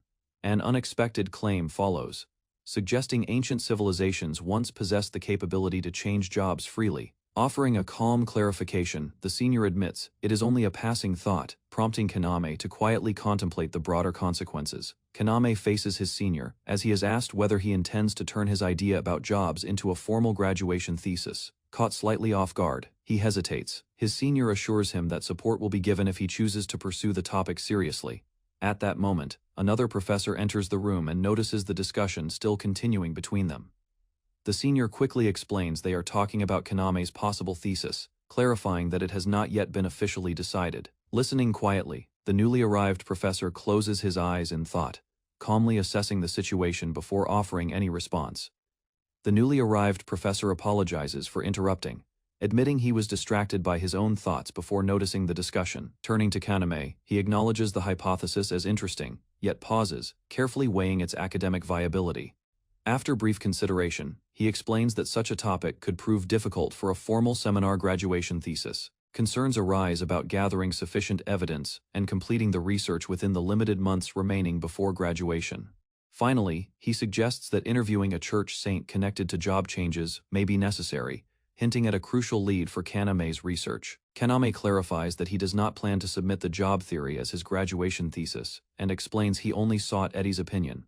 Marcus responds with visible relief, expressing interest in Eddie's future thesis and offering guidance whenever needed. After Marcus leaves, Eddie checks whether Kaname truly feels comfortable abandoning the idea, while Kaname quietly wonders about Marcus's sudden shift in attitude. Eddie reassures him that he has no intention of taking another's concept, and Kaname requests that the discussion remain private for now. Later that evening, the academy stands in silence, marking the close of a conversation that may influence Kaname's path ahead. Kaname explains that the deputy chief once helped him, and he wishes to show his gratitude directly. At the temple counter, a woman recognizes him from before while a hooded attendant calmly states the issue was temple business. Soon after, the deputy chief steps forward, drawing attention as Kaname is presented before him. With steady posture, Kaname introduces himself as a student from Norvis Theological Seminary. Raising his hand to his chest, he offers sincere thanks for the assistance given when his companion was troubled by other visitors. After noticing Kaname's subtle signal, the deputy chief assures him the earlier matter was simply part of the temple's duty, and nothing more. Still uneasy, Kaname insists that returning home without properly acknowledging the help would feel unnatural, despite those words. The deputy chief accepts his sincerity, allowing him to visit again as Kaname admits he wishes to observe the temple more closely. With a faint smile, the deputy chief advises caution, explaining that the temple's structure is intentionally confusing for visitors. Later, as Kaname leaves, a companion waits nearby and quietly asks how the meeting inside the temple went. Kaname learns that the deputy chief of the Temple of Crucis is a renowned magic knight, a fact that deepens the weight of recent events. Among his companions, speculation rises that if such a figure were removed, the temple's power would inevitably decline. Elsewhere, investigators finalize their report about the drug's source while noting the connection to the deputy chief remains unconfirmed. Suddenly, tension erupts as someone approaches the door, prompting urgent warnings from inside. Before anyone can react, a blade pierces through Kaname's body from behind, leaving him stunned as blood spills and shocked voices call his name. Kaname collapses against the wall after being stabbed, blood spreading across his clothes as a cold voice mocks the place as a den of rats. The deputy chief steps inside, recognizing Kaname as the unarmed seminar student and warning him not to die before questioning is finished. Image 3 pain overwhelms Kaname, while nearby figures clash violently, steel meeting steel as the floor darkens beneath him. Struggling to breathe, he clutches his wound and realizes he may die without achieving anything he set out to accomplish. With fading strength, Kaname entrusts everything to Kolne, extending blood-stained hands as a strange power begins to respond. Kaname lies unconscious while a healer channels energy into his chest, attempting to suppress the dark corruption spreading through his weakened body. Meanwhile, a black-haired warrior attacks a long-haired swordsman, but he withstands her assault and counters as blood spills across the floor. Gradually, his movements become sluggish, alarming him, while she prepares another strike before an ally steps in to stop her. Soon after, Kaname rises despite his injuries and delivers a decisive blow that crashes heavily against the swordsman. Finally, the enemy collapses. Kaname requests more medicine, and the others recognize that the battle has ended. A healer presses a quick remedy against Kaname's corrupted wound, but the dark substance continues spreading across his chest. Nearby, a man admits he can no longer prolong Kaname's life, while two women stand tense, realizing time is running out. Suddenly, the black-haired girl turns and bolts from the room, ignoring the shout that calls her name. Through dim corridors, she sprints with unwavering focus, her steps echoing as urgency drives her forward. Finally, she arrives before a towering cathedral, staring up at its massive doors as she resolves to seek a desperate solution. At the cathedral gate, guards block her path, yet she insists on seeing the healer, warning that Kaname may die. They refuse entry without an appointment, crossing their spears as she struggles to contain her panic. Desperation drives her to reveal a sacred pendant, causing one guard to hesitate in sudden recognition. Soon, a guard goes to inform the scientist while she pleads through the bars, stressing that Kaname's life is in danger. Inside a quiet room, Scientist Muska turns from her shelf, surprised, sensing the urgency in the unexpected message. As Muska steps outside, attendants protest, warning that a saint should not act rashly or appear before anyone without restraint. Calm determination settles over her face despite their concern, showing she has already made her decision. Recognizing Kulnan from Kaname's stories, Muska declares her intent to save him regardless of objections. Urgency sharpens her voice as she asks to be taken to Kaname's location immediately. Though others attempt to stop her again, Muska moves forward with resolve, leaving them no choice but to follow. Kulnan lifts Muska in her arms and rushes from the cathedral, ignoring the shocked stares behind her as urgency drives her forward. Inside the quiet room, Kaname lies awake, breathing weakly, while recalling the sudden attack that nearly ended his life. Fragments of memory surface as he remembers Deputy Chief Berzet appearing and striking him without warning. Confusion crosses his face when he notices his wounds have already been treated and his strength slowly returning. At his bedside, Kulnan and Muska rest in exhaustion, and Kaname realizes they came to save him. Kaname sits up in bed as Muska notices he has awakened, relief, softening her tense expression. Glancing at his bandaged torso, he confirms the wound has healed, while Kulna remains asleep beside him. Recognition follows when he sees Muska present. Understanding she came to help and expressing quiet gratitude soon after, a companion enters the room, apologizing for the trouble and thanking Kaname for his efforts. Although Kaname offers thanks in return, the visitor insists responsibility lies with them, easing the mood as recovery begins. A guild member confirms Kaname's condition has stabilized and offers to escort Muska back to the church. Kaname sits upright, thanking Muska sincerely, while another companion prepares to take responsibility for her return.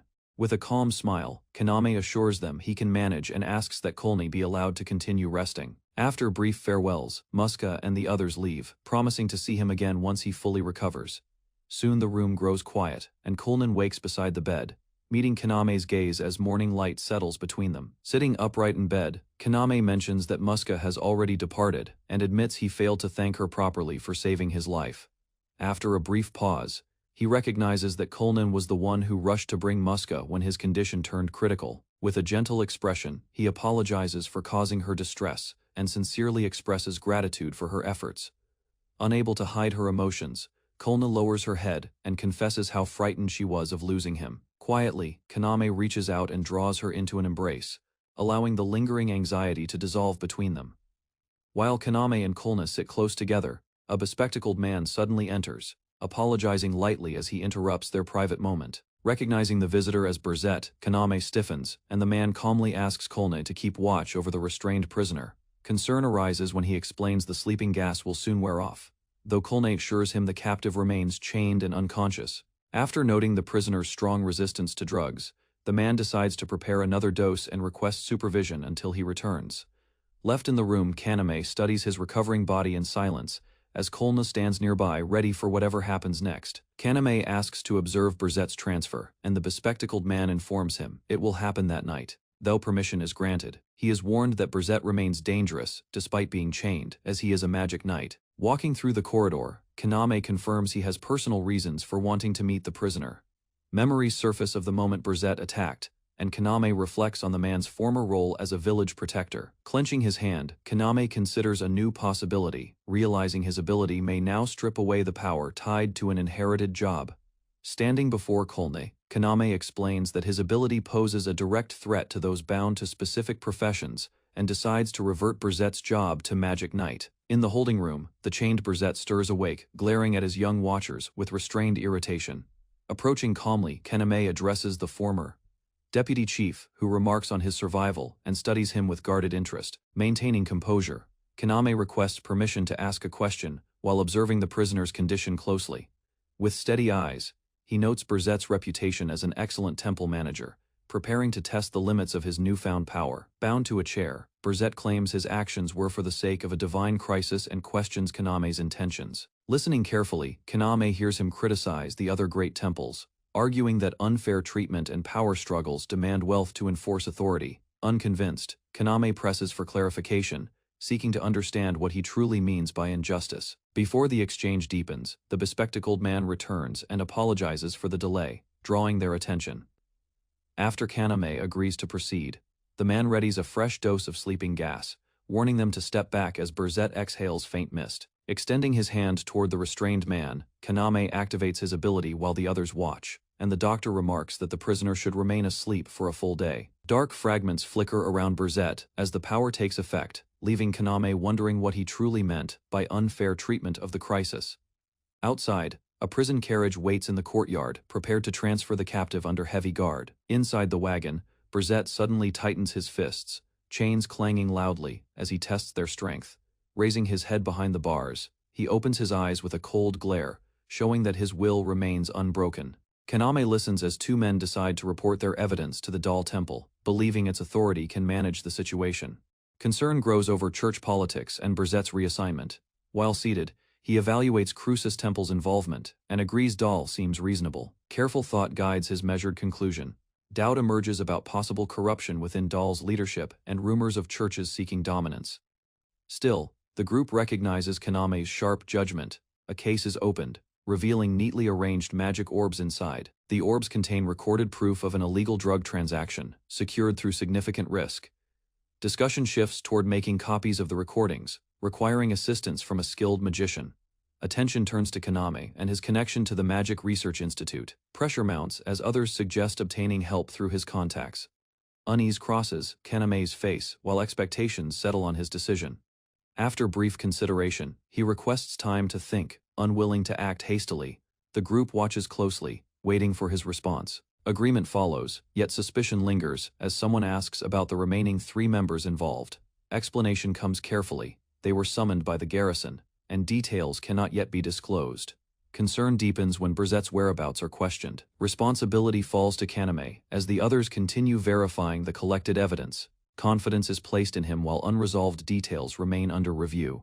Afterward, he stands before the imposing Magic Research Institute, preparing himself for the request he must make. Within the shelves of books and tools, a female magician explains that magic orbs are expensive and limited, yet she is willing to assist as far as her authority allows. Serious determination settles over Kaname as he asks Milty for a favor, acknowledging he cannot solve everything alone. Before concluding, he mentions that someone intends to meet her, despite knowing she may not welcome that encounter. Milty cheerfully agrees to help, unaware of who has summoned her, while Kaname watches quietly beside her. Outside, the old mage appears and apologizes for calling her abruptly, though disappointment lingers in her expression. Sudden tension rises as Milty steps forward protectively, sensing danger from the elder's presence. Without warning, the old mage unleashes a gale orb, sending a violent burst of wind toward them.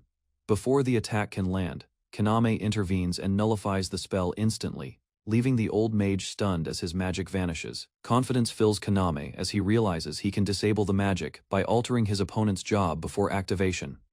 Facing the old mage, he demonstrates the result calmly, proving the spell no longer affects him. Low laughter rumbles from the elder, whose expression shifts into dark amusement as he studies Kaname closely. Sudden excitement overtakes the old man, praising Kaname as someone worthy of inheriting the kingdom's secret order. Composure returns to Kaname while the elder admits he only wanted confirmation. Amused admiration follows, impressed that the magic vanished before activation. Kaname assures the old mage that the institute will provide magic orbs if he makes the request. Careful negotiation softens the elder's stance. Agreement follows as Kaname explains the case is confidential and tied to those who quietly support the kingdom. Cooperation is secured through mutual understanding. The next day arrives, and Kaname prepares to return to school, carrying his belongings and regaining normal routine. Upon arrival, classmates notice his absence and express relief that he is safe before graduation approaches. Sudden frustration greets him as one student grabs him angrily, upset that he disappeared without explanation, having worried during his absence. Inside the dormitory, classmates gather around Kaname, relieved to see him safe. Their concern fills the room as he thanks them calmly. Surprise spreads when he learns how seriously they worried, nearly requesting an official search during his absence. Gently freeing himself from their grip, Kaname decides to visit his teacher, promising to return soon. Upstairs, he meets his instructor, who expresses quiet relief upon confirming his safety. Seated within a room lined with books, Kaname explains his situation, and his teacher listens carefully before acknowledging the circumstances. Kaname stands before his teacher, attempting to justify his recent actions.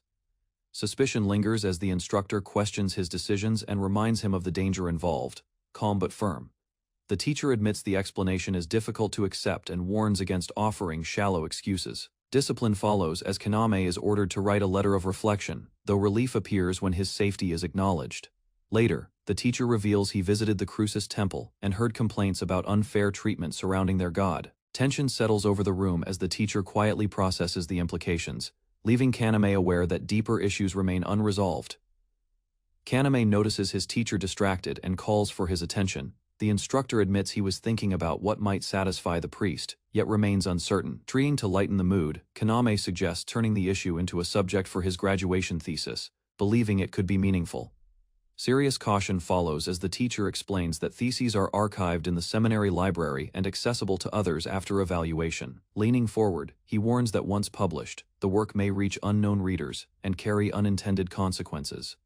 Concern settles over Kaname as he realizes careless words could become dangerous, leaving him quietly reflecting on the risk. Silence hangs as Kaname confronts his teacher, suggesting he knows a hidden truth about the world and asking for honesty. Firm resolve guides Kaname as he refuses to demand answers directly, instead presenting two dangerous subjects he wishes to explore. Across the library table, he explains his goal is not merely academic, but a way to avoid stepping unknowingly towards something greater. Measured caution shapes the teacher's reply, advising that focusing on the present is safer than pursuing the uncertain past. Acceptance follows as Kaname thanks him and prepares to leave, while his teacher quietly expresses anticipation for the thesis he will produce. Kaname leaves the study, believing the matter is simpler than it appears, while his teacher watches him go in silence. Left alone among the books, the instructor reflects quietly, hoping Kaname will avoid repeating his own mistakes. The next day, Kaname walks through the academy halls when Celine calls out to him with concern. Confusion arises as she mentions a girl from beneath the floor, leaving Kaname startled by the strange wording. Embarrassment follows as he dismisses the misunderstanding, and Celine urges him toward the entrance hall where someone waits urgently. Kaname agrees to return later after finishing his errand, noticing Celine's serious expression as she watches him leave. In the entrance hall, a girl named Kilney stands waiting quietly, her posture tense within the wide, echoing space. Without hesitation, she hands Kaname a document, her eyes revealing worry as he asks what has happened. Reading the notice, he learns that Deputy Chief Berzet Novarak has been dismissed and expelled from the Crucis temple. Shock crosses his face as Kilnan admits she expected this outcome, then informs him that another decision has been made, deepening the crisis. Berzet escapes during transport, injuring guards and fleeing on horseback, while Kaname realizes his job alteration caused unforeseen consequences. Kaname stood in the quiet library, avoiding the woman across the table. Sunlight passed through the tall window behind her. She approached with steady steps and studied his lowered gaze. Concern showed on her face while he kept his composure. The topic shifted toward the Crucis temple and his decision. From her sleeve, she revealed a letter bearing the temple's seal. Tension formed in Kaname's expression. News about Deputy Chief Berzet's dismissal deepened the atmosphere. Her eyes sharpened as she questioned his knowledge. Unease lingered between them. Kaname stayed calm but thoughtful. Turning toward the window, she awaited the truth. Responsibility weighed on him. Kaname finally admitted the attack involved him directly. Serene questioned. Kaname's claim that the incident was his fault. Doubt lingered in her eyes while he lowered his gaze. The situation felt heavier than before. Apology came from Kaname as he refused to reveal everything. Concern pushed her to ask about another possible attack. Silence followed her final question. Explanation arrived calmly as he clarified the wound was accidental. Circumstance placed him in the path of danger. Intention had not been directed at him. Caution marked her response, despite partial relief. Gratitude ended the exchange. Departure soon followed. Purpose guided Kaname toward the Crucis temple. Resolve strengthened as he approached the vast structure. A young priest welcomed Kaname inside the temple office. Surprise showed on his face as he noticed the unexpected visit. Papers rested in his arms while another worker stood behind. Kaname mentioned the dismissed deputy chief. Apology came quickly from the priest, who admitted the person in charge was absent. Slight embarrassment colored his expression. Sudden movement filled the hallway as staff hurried past the door. Absence of both the deputy chief and head priest left duties unfinished. Confusion lingered around the office. Concern surfaced when the priest explained the remaining leader handled overwhelming tasks alone. Kaname listened quietly, recognizing the strain placed on the temple. Both sat across from each other and continued calmly. Politeness guided Kaname as the discussion proceeded despite the busy atmosphere. The young priest handed Kaname a stack of service documents. Short staff made his help valuable. Hope brightened the tense office. Sudden interruption caught them off guard. Papers nearly slipped as both turned toward the doorway. Surprise spread across their faces. An older priest entered and immediately took control of the room. Authority silenced the confusion. Responsibility shifted as he assumed oversight. Recognition followed when he addressed Kaname directly. Formal introduction steadied the atmosphere. Attention focused entirely on the newcomer. Seriousness replaced earlier chaos as the chief acknowledged Kaname's intention to serve Crucis. Evaluation began quietly under his measured gaze. The temple had informed Kaname about a report naming him as Burzet's victim. Suspicion surfaced as he asked whether Kaname knew about hidden crimes. Concern shaped the warning that supporters of Burzet might resent him. Calmly, Kaname denied any prior knowledge. Tension remained between them. Seeking certainty, the chief requested complete honesty for safety's sake. Determination steadied Kaname as he promised to explain everything clearly. Verification followed once the account ended. Direct confirmation was requested. Kaname affirmed the truth without hesitation. Ambition then guided his final statement about building a temple in a remote region. Consideration crossed the chief's face as he listened. Kaname expressed regret over the deputy chief's fall and requested support for building a new temple. Reflection followed as the former leader's ambition was recalled. The chief acknowledged those contributions, but noted internal weakening after the incident. Consideration shaped his reminder about Kaname's plan for a remote region. Uncertainty surfaced as he questioned whether Kaname would still choose Crucis.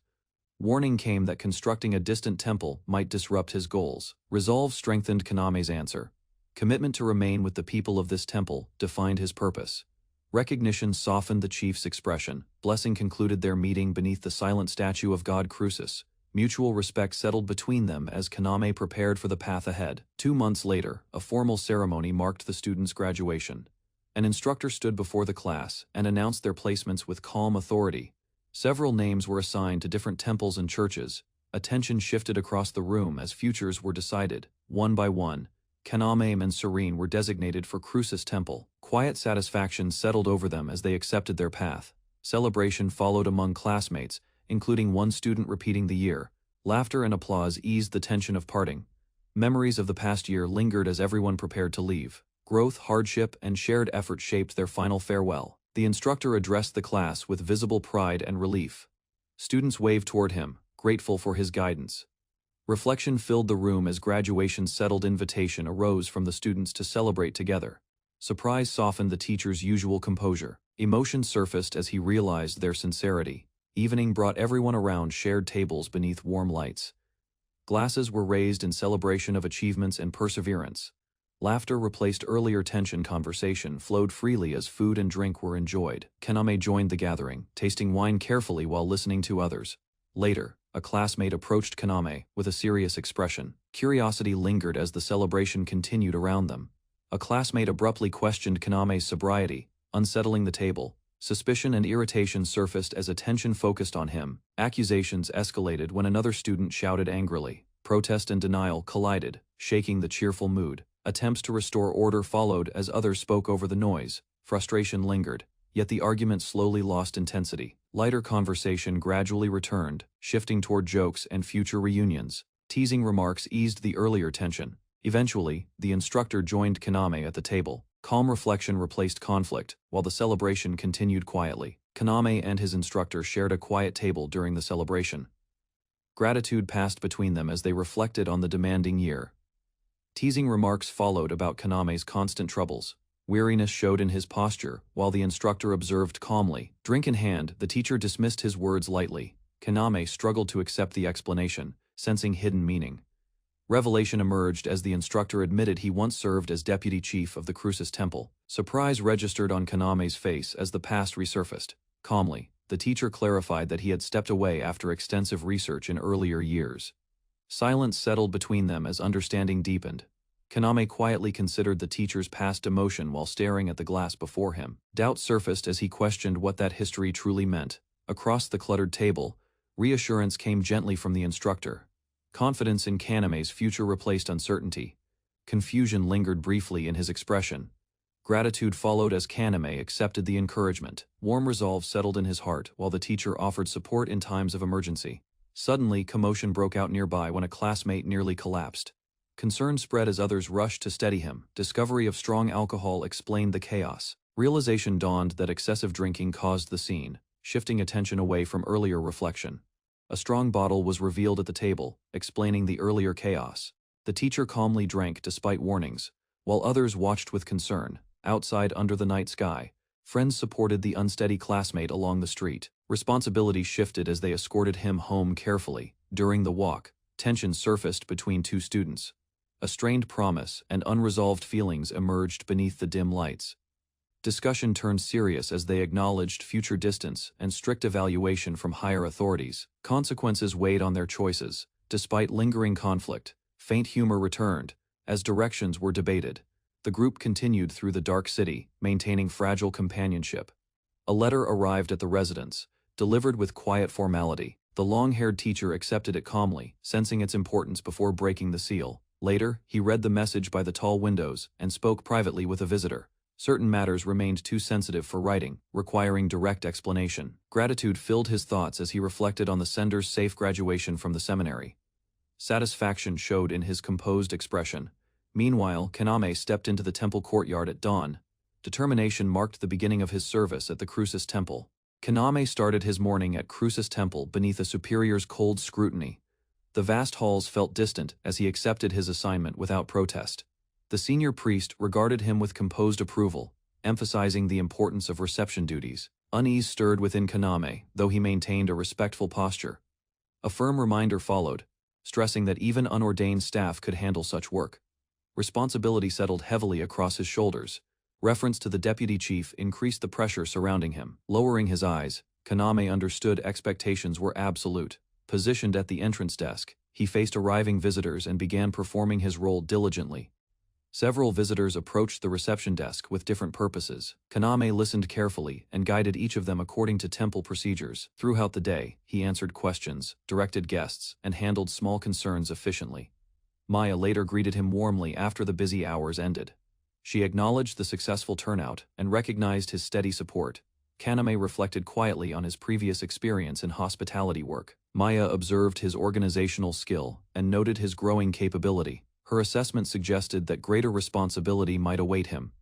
With a playful confidence, she reminded him that reception required more than courtesy, leaving Kaname considering his future within the temple. Kaname reflected on the temple hierarchy, recognizing the clear divide between ordained priests and unordained staff like himself. The structure defined authority and limited advancement. Maya discussed the influence of senior receptionists and internal politics. Awareness grew that understanding reception work required more than surface knowledge. Rumors about the deputy chief's supporters circulated quietly. Kaname sensed that alliances shaped decisions within the temple. Determined to remain useful, he expressed willingness to assist wherever needed. Maya responded with visible confidence in his potential. Later, while delivering food during a break, Kaname received brief acknowledgement for his effort, reinforcing his steady place within the temple. During break, Kaname joined Maya and Cameron at their table. The three newcomers gathered quietly while lingering concerns surfaced about earlier events. Cameron revealed that ritual equipment had been damaged, causing delays. Temporary measures allowed the ceremony to proceed, though the issue remained unresolved. Attention turned toward repairing the sacred tools properly. Maya considered swift action before further complications developed. Drawing from prior knowledge, Kaname suggested seeking an artisan skilled in crafting magical instruments. His insight shifted the conversation. Cameron noted that such specialists were extremely rare, emphasizing the importance of finding one quickly. Discussion shifted to villagers who possessed rare skills, despite lacking formal titles. Kaname listened as they considered how talent sometimes existed beyond official positions. Curiosity led him to question the reasoning behind that view. The idea quickly gained agreement among the group. Attention turned toward Celine's decision to join Crucis Temple. Her optimistic outlook reflected belief in its artistic and cultural mission. While they spoke, a small box of sweets was opened on the table. conversation drifted toward afternoon responsibilities. Later Kaname left the room for night duty and briefly greeted Deacon Taylor before continuing his assigned work. As evening approached, Kaname prepared for his first solo night patrol and exchanged a few final words with a fellow priest. Curiosity surfaced when the other priest mentioned strange talks spreading through the temple halls. Unaware of the details, Kaname listened attentively. Despite receiving proper training, uncertainty lingered in his thoughts. Hesitation marked the priest's expression before he chose to reveal more. Whispers centered on the inner corridor near the temple chief's office. Unease quietly surrounded that restricted section of the building. Lantern in hand, Kaname stepped into the dim passageways and began patrolling the silent temple alone. While patrolling the inner corridor, Kaname noticed faint light seeping from the chief's office, a place that should have been empty at night. Cautiously peering inside, he suddenly saw a hooded priestess rush toward him from the darkness. Her sudden movement, breaking his composure. Panic surged through him before the tension abruptly dissolved, revealing the scene to be nothing more than a staged prank.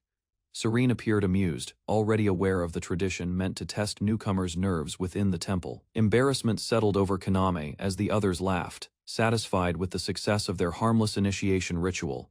After the prank, Kaname left the room in low spirits while his colleague wished him luck on patrol. Determination slowly replaced his lingering embarrassment. Holding a lantern, he reminded himself that he was mature enough to dismiss superstition, despite strange remarks mentioned earlier. Imagination briefly conjured thoughts of rare forbidden jobs and ghost-like figures, yet he firmly rejected those ideas as irrational speculation. Approaching the corridor near the chief's office, he convinced himself that rumors about unusual phenomena could not be true. Suddenly, a faint light leaked from beneath the office door, forcing Kaname to reconsider his certainty. Steadying his breath, Kaname grasped the emergency magic tool and pushed the office door open, puzzled by the silence inside. Beyond the desk, the temple chief lay slumped over paperwork, unmoving, alarmed. Kaname rushed forward and checked his condition. Moments later, the chief stirred and admitted he had merely fallen asleep while working. Relief replaced the tension that had gripped the room. Embarrassment crossed the chief's face as he apologized for the scene. Kaname reassured him, noting that everyone understood his heavy workload. Before leaving, Kaname respectfully urged the chief to rest properly, concerned that excessive strain would damage his health. Seated across from Kaname, the chief admitted he needed to care for his health more carefully and expressed quiet gratitude for the concern shown. After a brief pause, Kaname respectfully asked about the temple's leadership structure, choosing his words with caution. He suggested that appointing a deputy chief or head priest might ease the chief's workload. The chief replied that a candidate already existed. However, that individual was currently out of the country, leaving the deputy position temporarily vacant. Uncertainty surrounded the timing of their return. The chief reflected that naming a replacement too soon could invite criticism, especially so soon after a recent incident. He explained that the matter extended beyond Crucis Temple and had already been discussed during a broader conference among temple leaders. Realizing the topic was drifting into sensitive territory, he steered the conversation away from politics, preferring not to dwell on complicated disputes. Kaname listened calmly, admitting he neither favored nor opposed such matters, though he intended to understand them eventually. Few priests, the chief noted, engaged in these discussions. Reflecting on recent shifts, the chief mentioned how certain temples gained influence after Brzett appeared, altering established balances. He concluded that Brzett's presence as deputy chief had elevated their standing, though his influence also unsettled others. Beyond Crucis Temple, neighboring institutions had begun widening their reach, including Dal Temple, whose friendly stance did not erase underlying competition. Reflecting on recent turmoil, Kaname realized the incident may have arrived at the worst possible moment, giving rivals a chance to weaken their influence. Memories of Brzett's authority surfaced, reminding them how firmly he once maintained order and deterred outside interference. Across the wider church, multiple factions maneuvered for advantage, while the temple faction struggled to remain the unifying force among shrine, land deity, and myth groups. Meeting Kaname's gaze, the chief admitted his frustration that Crucis Temple currently possessed too little power to assert itself confidently. The chief confessed his limits in leadership and faith, believing the crisis might have been avoided under someone more capable. Though reluctant to involve a newcomer, he listened as Kaname carefully requested permission to present an idea. With steady resolve, Kaname revealed his rare ability to change a person's job, proposing it could transform Crucis Temple's current situation. Inside a formal chamber, Kaname faced a stern official who questioned his claim about serving as a job conductor. Maintaining composure, he admitted possessing the rare power to change people's occupations, drawing the man's serious attention. Doubt lingered while the official assessed him carefully, acknowledging that such talent could greatly benefit the temple if proven true. To support his words, Kaname set a card upon the table, explaining that proof required someone to undergo job changing. Before continuing, he revealed the ability also applied to himself, prompting visible surprise and urging the official to keep this power confidential. Kaname activated his power, and a crystal formed in his hand with sharp light. The official turned pale as the status plate revealed a new class. Shock settled over the room while the man struggled to accept what he witnessed. He carefully studied Kaname, realizing the ability was genuine.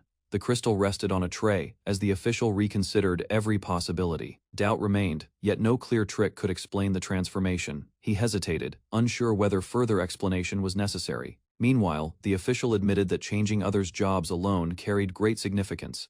Leaning forward thoughtfully, the man demanded clarity about future consequences. Kaname faced him calmly as deeper discussion about the power began.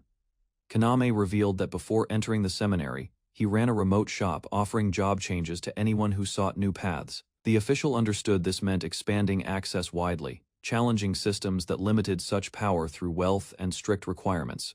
With steady resolve, Kaname stated he would accept donations and allow installments, ensuring opportunity remained practical yet inclusive. Attention shifted to political tensions as rival groups monitored cruces and feared shifts in influence. Comparisons among doll, galleon, and feline exposed fragile balance, suggesting Kaname's ability could disrupt existing authority structures. Discussion turned to Anelip, whose predictable stance could help them deliver their message. While Gracias and Nomad remained cautious but not openly aggressive, Kaname questioned whether those factions would truly remain passive, recognizing that any move toward alliance would mark a serious step forward. The official emphasized that securing more than one temple was essential, as broader support would strengthen their position. Concerns arose about the church, which would not ignore expanding job changing, and attention shifted toward the powerful saints. Silhouettes of the saints appeared as symbols of faith, burdened by expectations and constant public scrutiny. The official explained that one duty of the saints involved overseeing job changes, placing them at the center of faith and authority. He warned that their burdens were immense, and revealing such power would expose Kaname to similar scrutiny and relentless pressure. Standing firm, Kaname stated he only intended to help those seeking change, though he understood the diplomatic consequences tied to his actions. With measured confidence, he expressed trust in the official's judgment while admitting his inexperience within the temple. Leaning back thoughtfully, the official absorbed Kaname's resolve and quietly considered the risks ahead. Seated in his office, the official quietly organized documents, while Kaname waited across the desk, sensing that new arrangements were about to be decided. After careful thought, the official stated they must determine Kaname's position within a newly formed department to manage the emerging responsibilities. Later outside, Kaname admitted he had revealed his ability, though uncertainty lingered about how events would unfold. A cheerful companion dismissed his worries and insisted they celebrate his first payment, despite his hesitation. Over a simple meal, conversation turned to future plans, including the bold idea of establishing an independent path if opposition continued. While eating, Kaname believed the proposal could move forward, since each temple operated independently, giving room for negotiation and internal approval. However, he considered the risk that rival factions might sabotage the new venture if they felt threatened by shifting influence. Maintaining caution, Kaname emphasized that avoiding unnecessary enemies remained their primary objective, despite potential gains. His companion warned that increased recognition could distance them, suggesting fame might change their simple meals together. Accepting the possibility, Kaname noted that church oversight might limit exposure temporarily, though such restraint would likely last only a short time. During dinner, Kaname estimated church supervision might last 2 months, while his companion worried that fame could change their ordinary moments together. Suddenly, 2 intoxicated men entered loudly and demanded service, startling the room and drawing uneasy attention. The men approached nearby women and pressured them to join their table, ignoring clear discomfort and resistance. A calm stranger intervened, positioning himself between them, and stating other seats were available, causing Kaname to sense familiarity. Without hesitation, the stranger struck decisively and ordered them to leave, ending the disturbance with controlled force. The confrontation escalated as one thug warned the stranger to stay out of it, while the blond man restrained another attacker and prepared to counter. Taunts followed, but the stranger struck first, landing a solid blow that forced his opponent backward and shifted the momentum. Before tensions spread further, Kaname's companion intervened decisively, delivering a powerful kick that dropped one aggressor to the floor. Silence replaced chaos as bystanders realized the disturbance had ended, and gratitude emerged from those who had been targeted. Afterward, apologies were exchanged, praise acknowledged their actions, and Kaname quietly commended his companion's swift response. After the fight, Kaname admitted he regretted hesitating earlier, while his companion calmly noted she had witnessed similar trouble many times before. She added that the stranger likely would have managed alone against a single opponent, though facing two made the situation unfair. The blond man approached their table respectfully and expressed sincere gratitude for their timely assistance. Introducing himself as Michael Parandina, he praised their handling of the conflict, while Kaname's companion brushed off concerns about the uneven odds. Gathering courage, Michael declared his desire to grow stronger and formally asked Kaname for guidance.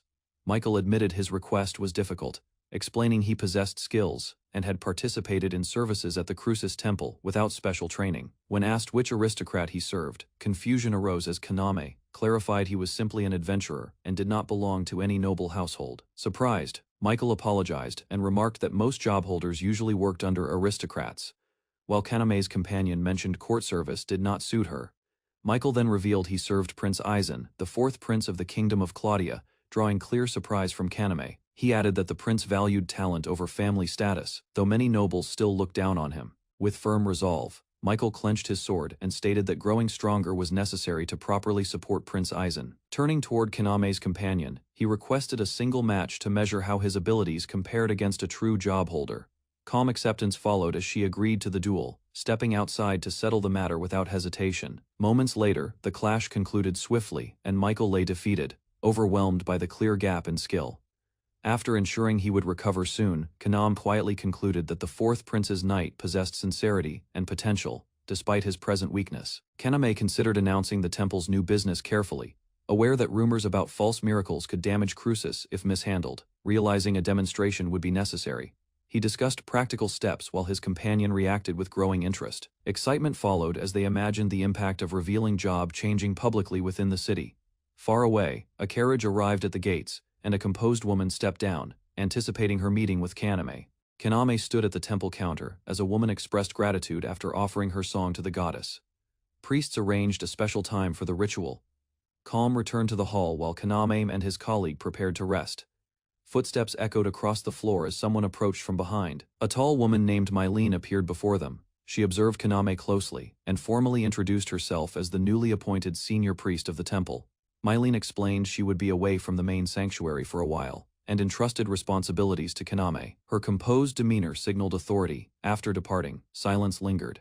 Kaname watched her leave, realizing the temple's order had quietly shifted. Kaname turned slightly as his colleague teased him about staring too openly at women. The remark caught him off guard, leaving him unsure how to respond. Embarrassment spread across his face while his colleague pressed further, warning him to hide his thoughts better. Kaname struggled to maintain composure under the scrutiny. The teasing intensified until she flustered herself, realizing she had said too much.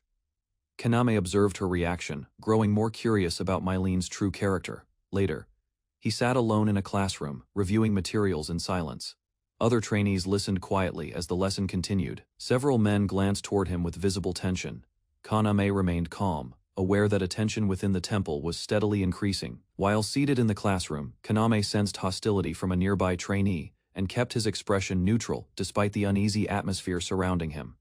Firm footsteps echoed as Mylene entered, drawing every gaze toward her while she advanced straight to Kaname's desk without hesitation. Stopping beside him, she commended his recent performance and placed a hand on his shoulder before shifting the topic to the vice priest's sudden arrest. Calmly adjusting her glasses, Mylene outlined the issue involving illegal medicine following new legal revisions, her measured tone carrying quiet authority. After briefly removing her glasses, she apologized for speaking too long and stepped back, leaving Kaname thoughtful about the deeper implications within the temple. Leaning close, Mylene asked if Kaname truly liked her glasses. Though startled, he admitted they matched her refined appearance. Pleased by his answer, she smiled brightly and declared the glasses were her own creation. Kaname showed quiet surprise. With measured pride, Mylene explained, she designed only the frame while a specialist crafted the lenses. He responded with sincere appreciation. Touching her cheek thoughtfully, she mentioned that praise felt different after returning from a training journey. Confusion crossed Kaname's face, Curiosity led him to ask about that journey. Mylene watched him calmly as the classroom settled into silence. Mylene described her refinement training in metalwork abroad, displaying ornate accessories that reflected her dedication to craftsmanship. Kaname listened with quiet admiration. With lively gestures, she explained, gaining permission for extended leave and traveling eagerly to pursue her passion. Even the temple head had been surprised. Composed once more, Mylene stated that improving her skills was a personal effort, not a sudden ambition. Kaname apologized for taking her rest time, expressing gratitude for the conversation.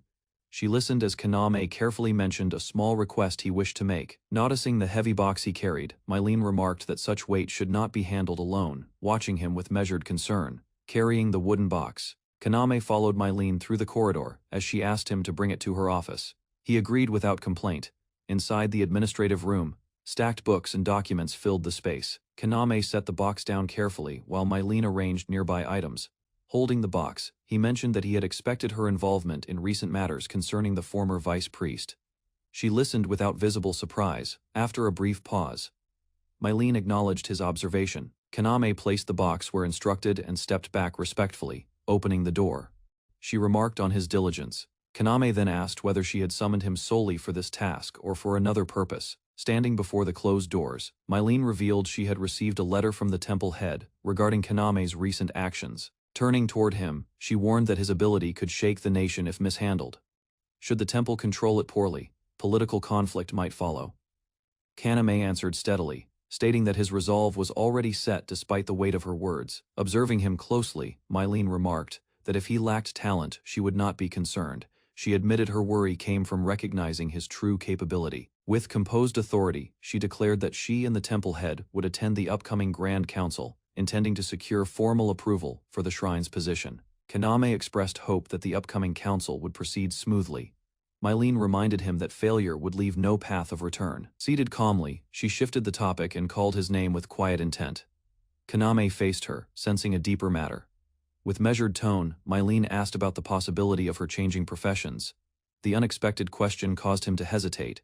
Concern crossed her face as she considered how the council might question her. Kaname realized his reaction had revealed too much. Composing himself, he admitted he had already determined that Mylene possessed the aptitude for a different path. She watched him closely, awaiting further explanation. Kaname told Mylene that any decision about changing professions must be made by her alone. She listened carefully, weighing his words. Soon after, they arrived at the Grand Council Hall, its vast structure reflecting the authority of the central temple. Inside, influential leaders from various regions gathered around a long table, their expressions stern as they assessed the situation. As the final members took their seats, the atmosphere grew formal and restrained, signaling the gravity of the assembly.